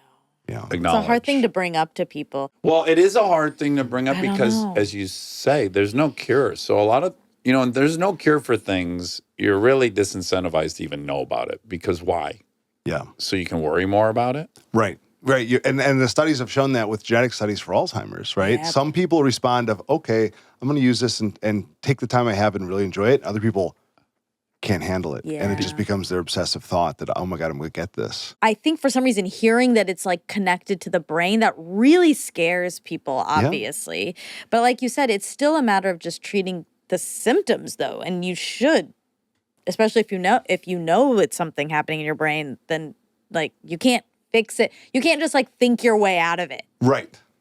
And sometimes we do a little bit of selective framing where we say for something like that, well, transition can be really hard from careers. And so a lot of guys go through this depression. Actually, let's go see this doctor to try to help figure it out. They'll do the cognitive test. They'll give us a window into actually could CTE be part of this or... Well, right. Right. So everyone who leaves the NFL is going to get depressed. Right. They had a purpose, they had a schedule, they had Exactly. teammates, they had community. So they're all going to get depressed. But CBT or therapy will help with those. Mm-hmm. And if that doesn't help with those, then you're going, well, there's probably some kind of structural issue that's probably not going to respond to that type of treatment or therapy. Okay, so if people want to get involved or help, Concussion Legacy Foundation is your organization. Is there any place people should go to support, or is there any call to action? Yes, thank you for asking. Yeah. Yes, go to concussionfoundation.org or find us on the social medias. But we're always looking. This is one of the most neglected areas of research, and so we are always looking for support. We're always looking for brain donors. Thank you both so much for your brain. And Yeah. people who participate in clinical studies. You can also be an advocate in your community to try to keep your kids safe. Yeah. So we have different various programs you can get involved with. But the key is, get involved. This is the sad thing for this whole big thing is this is a problem that should not exist. Yeah. CT should not exist. Right. Right? Almost all of it is voluntary, and those choices start as children, and we can change this culture. And at the meantime, we have to dramatically accelerate our research so that we have cures for all the people we grew up watching or now all the people who are our friends, Yeah. who we still have to. Are you in Pull them the out. unique position where when you go to a football game, the players love you and the upper brass can't stand that you're there? The upper brass definitely can't stand that I'm there. They don't give me access to the players, so it is hard. And then when you are a player, most of them I'm finding live in a bubble where they don't even appreciate what we're trying to Yeah. do, because it's really hard to go do your job when you're thinking about your brain. Of course. So But they have been motivated as a union. Like Yes. they have pushed internally for these changes. right, and so the ones I know through the executive committee who are actually in those meetings, they do love us. I spent time with one of them yesterday. Those guys are great. The only Yeah. place this really happens is actually when I go back to WWE. The wrestlers really appreciate how much safer wrestling is now because of Yeah. They made a lot of big changes. Yeah. Shockingly. That was part of the doc. I was like, Yeah. God, humans are so complex. yeah. This guy's doing this, but then he's open to that. And Yeah. Yeah, Triple H was on our board for 6 years, and he really Oh, gets wow. it, and so Yeah. it's amazing now that he's in charge, the influence that has over the whole safety. Yeah. Well, Chris, you're radical. What an incredibly weird story that brought you here. I love it. And I'm grateful for the work you're doing. And yeah, I hope you're effective in making sure little kids don't get hit in the head over and over again. Thank you very much, Dax. Yeah. It's It's a been an noble honor. cause. Yeah. Thanks for Yeah. coming. Thank you. We hope you enjoyed this episode. Unfortunately, they made some mistakes. I had a rare occurrence, and I would do also, this is great. This dovetails nicely into what we did a week ago. Okay. Delta's Play. There was 2 showings of Delta's Play, 1 p.m., 5 p.m. Yeah. You went to the 1 p.m. Yes. I did not, and I regret it deeply. But while I wasn't at that play, Mm-hmm. I was like, oh my God, I can finally go get my shingles vaccine. Oh. When you turn 50, this is a public service announcement, Okay. you are now eligible to get the shingles vaccine. Interesting. I mean, maybe they'd give it to you before. I don't know. But I was at my physical this year, and he's like, okay, so now you got to get your shingles vaccine, which sign me up. Right. Do you know anyone that's had shingles? Well, that's a ding, ding, ding. That comes up in not this week, but if you're on listening to Wondery Plus, the episode. Well, that's crazy. Anyways, I've had a friend who had it. It's miserable. Yeah, it's really bad. nerve pain. Mm-hmm. And as our lovely pharmacist, we share a pharmacist, Rosalind. Yes. She was saying opiates don't block nerve pain, which I didn't understand that or know that or whatever. But yeah, just agonizing pain. I don't want that. Also, I've complained about this in the past. What a gross name for a disease. Shingles. I know. It makes me think of shingles on a roof and that your skin starts getting Of course. That's what we all see. flaps When and we then hear tearing off and stuff. Yeah. That's not what happens. Is it just adult chicken pox shingles? Yeah, but it is, I think it's more it's nerve pain. And then for a percentage of people, it never goes away. Oh, I know. okay. So I was in there, and I never go to the pharmacy. But I get all my pharmaceuticals from R&D. The cutest, we've talked about it once before. It's the cutest pharmacy in all of Los Angeles. It is. At Hillhurst and Franklin. And because I was there for a vaccine, she had to help a couple people before me. Mm-hmm. And I felt like I was in Mayberry. Everyone that walked in, she knew by name, Does. Yeah. knows everything about them. It was like a town hair cutter or I guess town pharmacist. Yeah. Yeah, she's so nice. Maybe people will remember if they've listened for a long time. Her and I had a beef originally. What was it about? We had a beef when she used to work at Rite Aid. Yes. And I had to pick up a prescription for Kristen, and she wouldn't let me get it on her behalf, and there was a whole to-do, and we were in a beef. Sure. But then we made up, and now she's one of my favorite people. I love her. You squashed it, as they say in beefs. Yeah, we squashed the beef. Okay, now, do you want to tell folks about the play on Saturday? Sure. So I went to Delta's play. It was at 1 p.m. Alice in Wonderland. It was Alice in Wonderland. She was Tweedledee of Tweedledee and Tweedledum. Her best friend was Tweedledum. And yeah, well, we've discussed the plays at your kids' school. And it's no shade, but it is shade. That's why, like, there's no way It's to not talk. shade.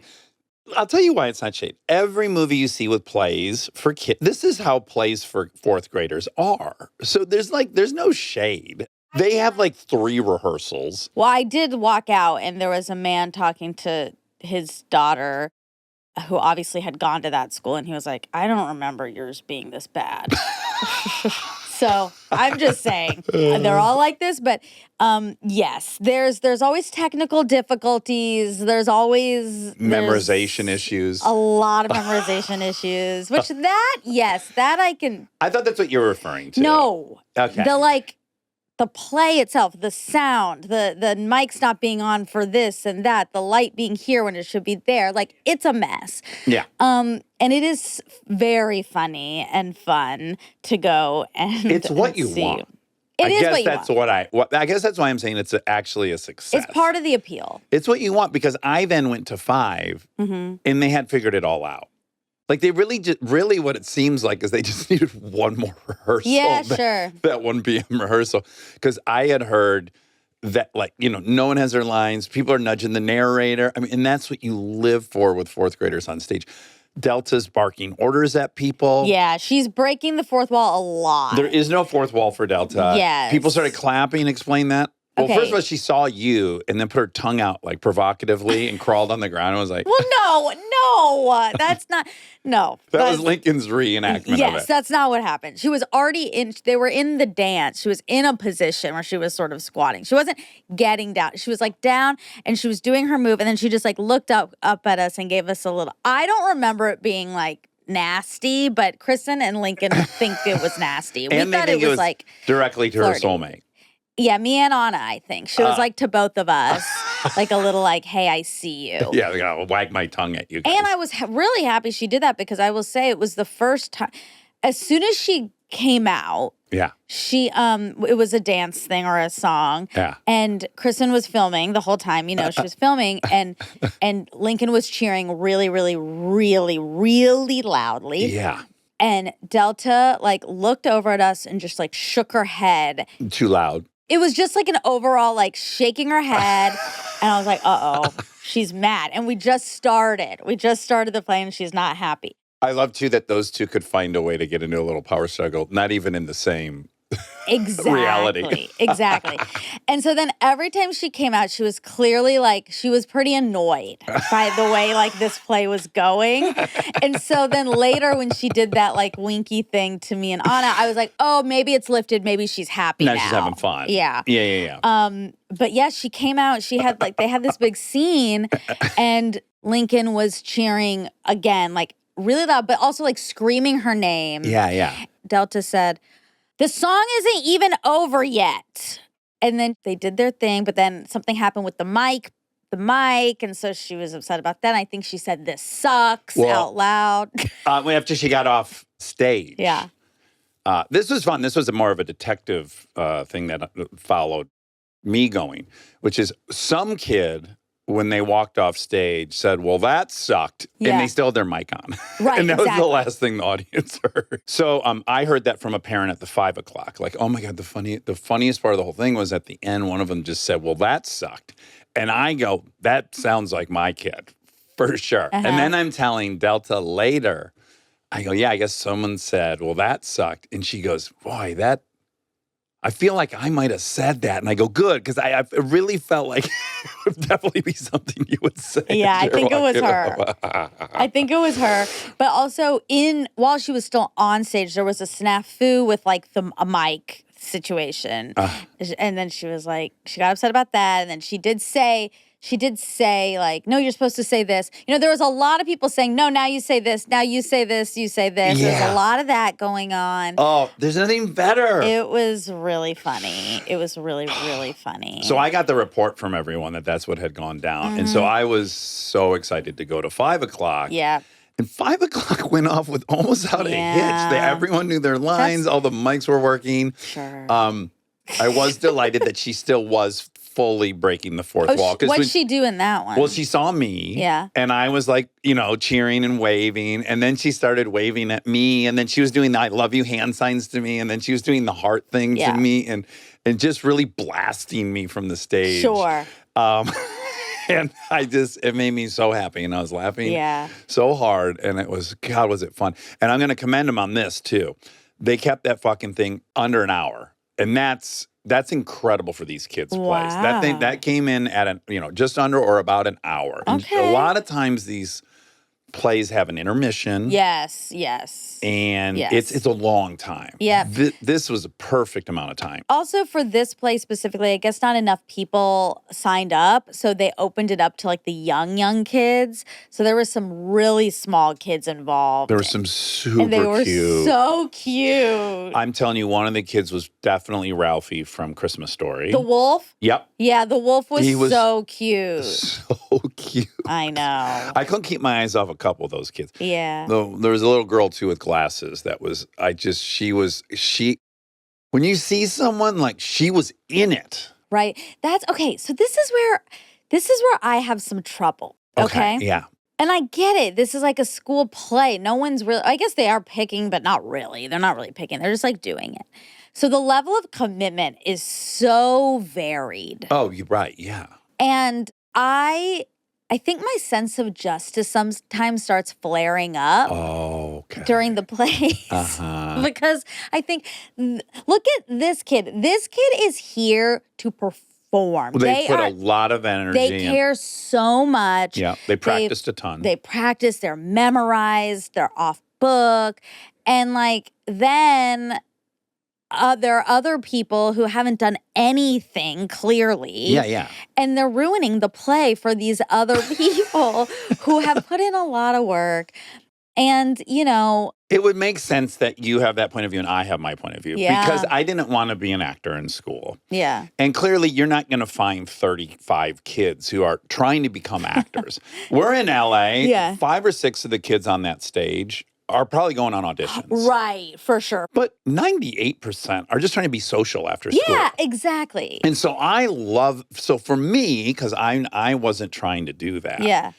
I'm so glad they're just having fun. Yeah, I know, what a you're memory of horsing around and fucking the thing up. Yeah. But when I was in 5th grade, we had a play. Okay. And we did have to like kind of audition for it in the way that they're doing the same thing.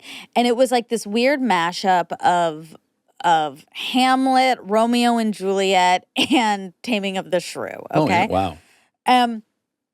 I didn't want to be an actor. Okay. At that point, I didn't know anything about that. But I auditioned and I got the part of the haberdasher. Okay, great. That's a someone hat who maker. sells stuff. Yeah, and it was not a good part, and I had one line. Okay.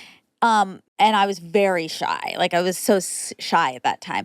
But the amount of times I practiced that one line, it had nothing to do with wanting to be an actor. It was just like, you want to do the right thing. I just knew like this requires commitment. Yeah. And I nailed it. Here is the hat your worship ordered is the line. I'll never forget It's it. barely even a line. Yeah, it's just a Okay. few words. I presented the hat. Here is the hat your worship ordered. Oh, it's really good. I hope everyone clapped. And then you said, "Oh, that's not over." So what's immediately great about for me Delta's interest in it? Yeah. She doesn't want to be Alice. She auditioned specifically to be Tweedledee with her friend Tweedle. She just wants I to love be in the that. play if she can be with her best friend Yes. as Tweedledee Tweedledum. Yeah. The kids that want to do it, they want the bigger parts. Right. So it's like, I already love it because it's just about her and her friend doing this thing together. I agree. Yeah. Also, and they were good, by the way. They were. And so, but that also, for me, a tiny bit, I was like, Delta, don't do that because you're good. This is cute and good. Like the Tweedledee Tweedledum back and forth is a real like kind of tongue twister. Yeah, and they nailed it. And they nailed it. And it was really good and impressive. And I was like, oh man, like I wish we hadn't had that. I mean, it was funny for me. Yeah. And I liked it because, I just enjoy anytime she's doing anything. But I was like it did take away from a very impressive thing these two little girls were doing together. Yeah. I thought it was all very true to who she is, which is all I want for her, if that makes sense. Yeah. She was so cute in her little makeup and her outfit. Yeah, and their little exchange was tricky. It was hard. Yes. That's what I picked. I was like, this is fast and tricky because they're getting names wrong. Because Tweedledum is dumb, presumably, and doesn't know their name. So it's like they keep introducing themselves, and Tweedledum keeps introducing herself as Tweedledee, and then they have this back and forth kind of who's on first thing. Yes. And it's very confusing. It is. It's a lot to keep in your brain. Yeah. And I was like, that's really good. And I wasn't surprised. I was like, no wonder she got that part because she is able to hold a lot in her. No, I don't know if any of these other, whatever. Maybe they could. But like seeing what was going on with people not being able to memorize like very Here's your basic. hat, sir. Yeah, here's the hat your worship ordered. That's hard because you had worship in there. No, now I'm nervous. Oh, no. You blew your line. If you can't get that, you can't do what they did. Yeah. And so I was impressed. I'm going to admit, too, I'm probably just too in love with Delta. Whatever she does, I think I like. Yeah. And I reverse engineer why that's perfect for her because I just see her being herself and I'm wrapped around her finger. So I guess I'm trying to acknowledge that. I love her too so much. And it wasn't like, oh, she shouldn't do that. Uh-huh. It was like, oh, she doesn't have to do that. Right. She's just good enough. Right. Like she's good enough. They were good. It didn't. And I guess also for me, I was like, don't let your sister get in your head, rattle you. Exactly. I was like, now you're rattled and now you're doing this and you're in the middle of like a really cute thing that you're doing that you know how to do well. That's impressive. Yeah. Don't let the emotion interfere here. Right. Sure.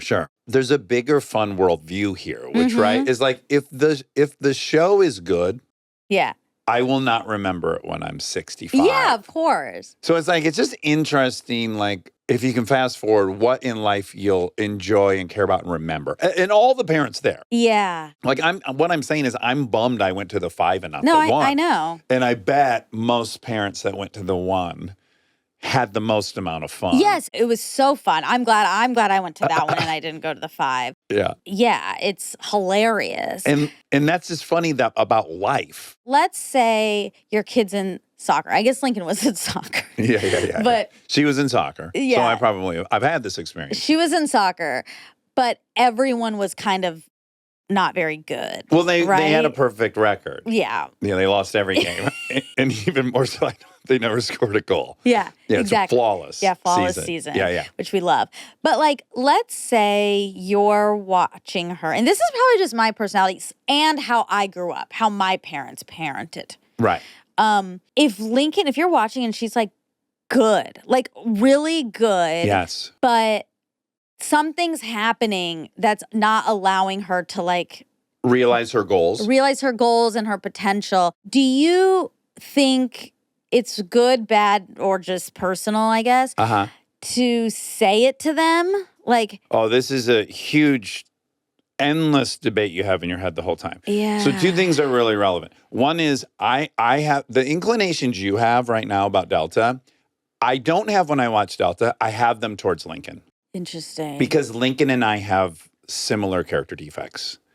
And additionally, I would probably be less forgiving of the chaos watching a Lincoln play because she really takes it serious and wants to do great. And she's put her heart into it. Right. And so Delta's not betraying herself and she's not getting further from her goal. Yeah, that makes Right. sense. That makes sense. Yeah. And on the soccer team, all this stuff's going on. And now what I'm feeling bad for is my friend Scott's daughter is an awesome soccer player. And she's on this team with, People my who don't kid. And care. people playing for the first time. Right. And so I'll observe that and I'll go like, oh, she deserves a much better team. Look how hard, I mean, literally she's carrying the entire team. Yeah.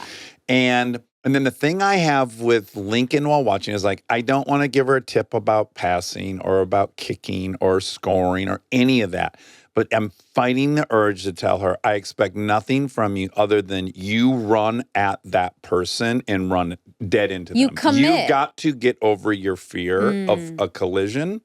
And you minimally what you have to be is brave. I'm not asking you to be skilled and have all these skills, but I want you to right now acknowledge it won't hurt if you decide to confront. Because that's so much of these young soccers. It's like someone's coming with the ball and the defender runs up and they're just so afraid of locking legs or just confronting the way you have to. Mm-hmm. And that's my age old. I want her to be brave. I don't want her to get taken advantage of. I want her to be fearless in defending herself. Right. So when I'm watching, I don't care if she scores. I don't want her to be afraid to confront that runner with the ball.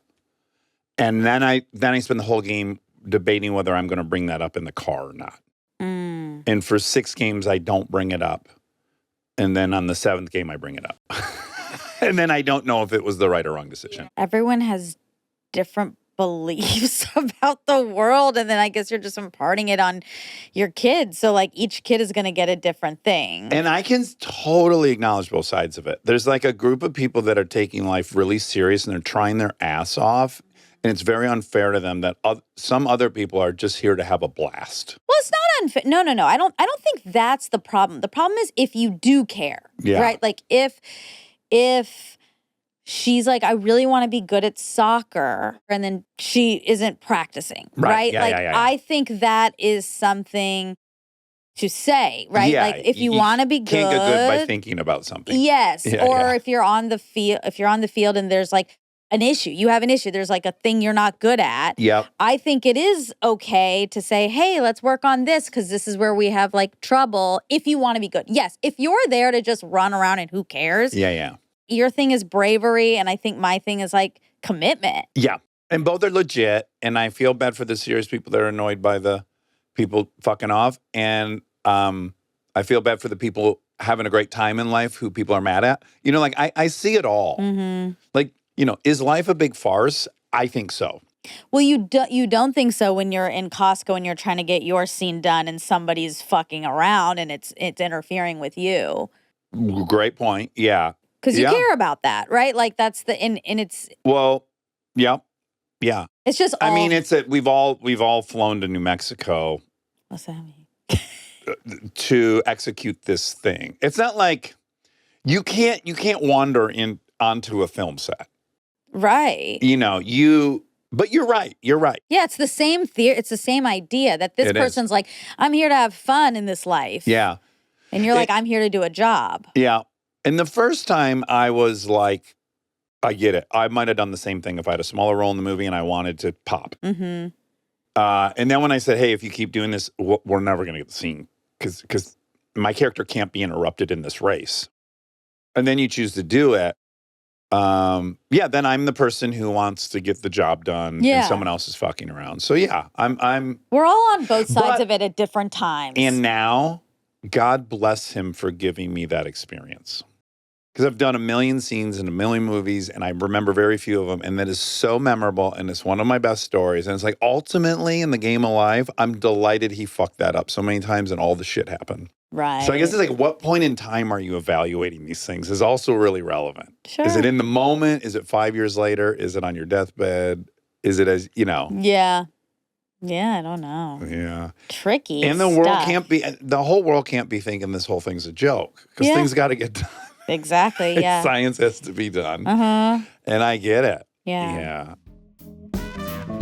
Stay tuned for more Armchair Expert, if you dare.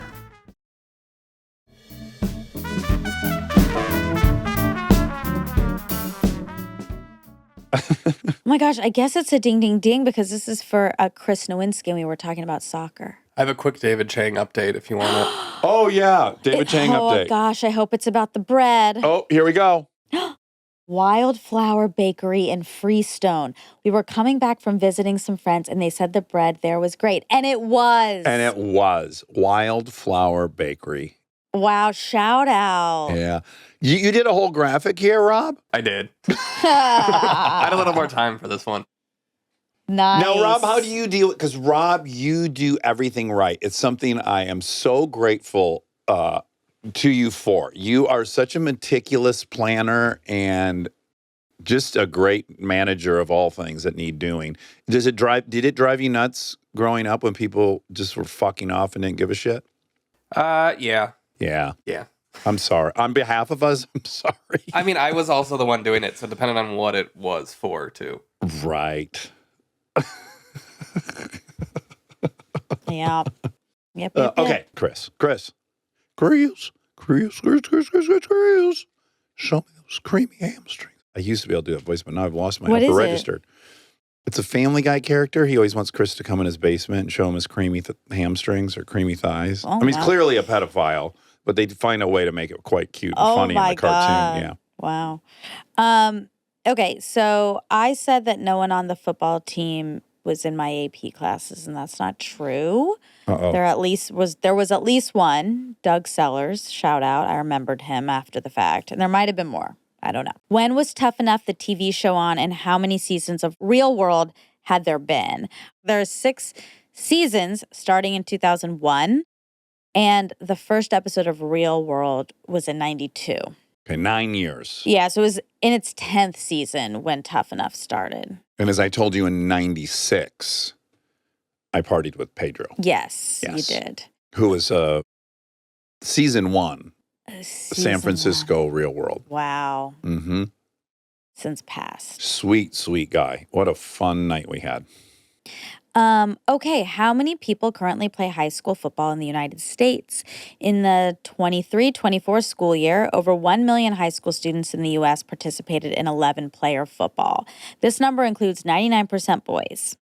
For boys, it is the most popular high school sport with over 1 million players. Now, do you think that remaining 1% that's girls, do they have a girl league or there's girls playing on the boys football team? It's a great question. You want to know something I'm embarrassed to admit? What? So I'm deep in my Friday Night Lights rewatch. I cannot recommend it enough for people with kids. It's such a fun family Yes. show. We've never had more fun watching a show together. It's So just, fun. it's a drug. We love it. We Yeah. fight every night about when to turn it off. Uh-huh.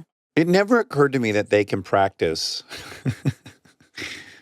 That of course they can just play games in practice because Yeah. the team is split into 2 teams. The Yeah. defense.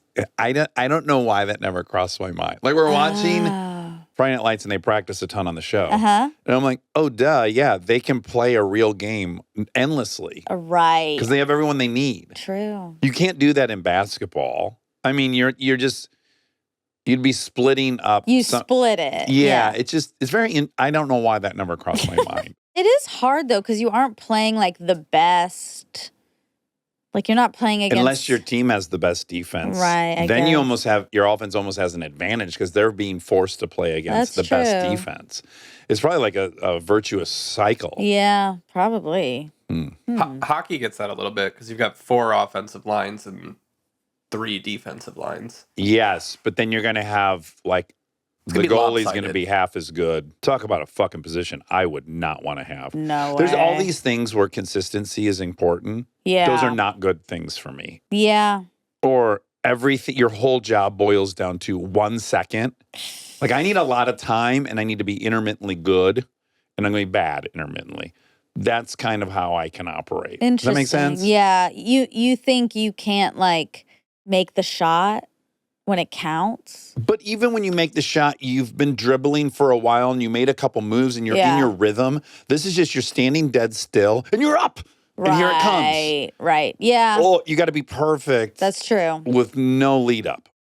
That's true. I need lead up. That's why that's why I like driving is like, anyone will tell you, like, it's very rare that unless you're in F1. Yeah. There's 21 turns on a track. You're not acing all 21 turns on the track. You've blown one, you're recovering on a couple, and that's standard. Right. So now it's just like a percentage of how good you so that works for me. You have a lot of time to make mistakes and recover and be perfect and then not good. But these jobs that require you to be excellent every time scare the bejesus out of me. A symphony orchestra player. So impressive. I need to be a jazz like improv. Yeah. It's like some of it's like, I don't know, is that okay? And then, whoa, that was a nice lick. Yeah. Did you hear Skype is done? What? Skype. It went away? It lost out to Zoom? It did. Was Skype owned by something else? Microsoft. It's hard to feel bad for Microsoft. I know, but it's just like, I feel so bad for Skype. They really shit the bed during the pandemic. That it didn't take off. It was already there. It was there. It could have been. That might speak to like if you didn't catch the learning curve initially, you think it's insurmountable and you'd rather just learn the new thing that came your way and everyone's figuring it out. Well, this will comfort you. I just weirdly stumbled. I don't know why. I read an article about quarterly profits. Uh-huh. And Microsoft's quarterly profit was $70 billion. Their quarterly pretty good. That's nuts. Yeah, that's awesome. 280 billion is what they'll profit this year. Yeah, I just feel like the story of Skype is a sad one. They were in leading position to take the pandemic, and they didn't. They let this little rando. Isn't that the story of the internet? It's like you had Yahoo, you had AOL, all these things that seem like institutions. Yeah. And some of these AOL bought Warner Brothers and Time Warner and just vanished. Yeah, I mean, there was at the beginning of the pandemic, we were saying like, we'll Skype you now, we'll Skype you in, but we were using Zoom. Right. Like the verb was Skype. Yeah. And it wasn't even being used. It didn't work out.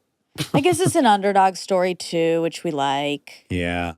I have friends who invented a very popular one, and I even had to talk to them. I was like, I don't want to use yours. I want to use Zoom. Ouch. Okay. The percentage of high school footballers who make it to the NFL. Of the million we just learned that play football. Right. Okay. A tiny fraction of high school football players, roughly 0.023%, make it to the NFL. This means that for every 1,000 high school football players, 23 will eventually play in the NFL, which I thought was kind of like a lot. That's what the article says? Yep. God, that seems really, really high. Because how many people get into the NFL every year? Let's see. How many are drafted? 257. 257. So that would mean there was only 100,000 players. Of age. Well, yeah, exactly. Senior year. Right. I guess there's the million playing football might include junior high football players and youth football and maybe it includes rec league. Definitely 9 through 12. It definitely includes 9 through 12. Okay. And then 9, 10, 11 obviously aren't drafted. Yeah, it says there's approximately 77,000 college football players. So a fourth of those are probably of age to then go get drafted. And then, did you say 300 get drafted? 257. Wow. God, I mean, that just seems really impossible. Doesn't it? That a few hundred will go every year? Oh, I know. Out of 77,000 that are already playing in college. It's almost impossible to play college football. Yeah, I know. Really hard to do. Again, Friday Night Lights, smashes. He thinks he's going to the NFL. Everyone thinks they're going to the NFL. Yeah. Well, you gotta dream big. I mean, you got to go for it. Yeah. I think that might be it for Chris. I loved this episode, obviously. I'm trying to think what the equivalent episode would be for me. It's a very important topic, and I'm glad we covered it. Yeah, me too. Can you think of an obsession of mine that might be fun? It would be car related, I guess. Well, no, 'cause Total this Wolf. isn't shopping. Mine's Total Wolf. Well, that would be Anna Wintour. This is like, okay. what's your cause? Like, what do you care is being talked about that's not being talked about? Yeah, we've had a couple people that their main concern was that we're not listening to each other. Right. That was really rewarding. Yeah. Yeah. Yeah, exactly. So Chris, and he was very cool and nice. Yes. Yeah, very cool. All right. All right. That's it. Love you.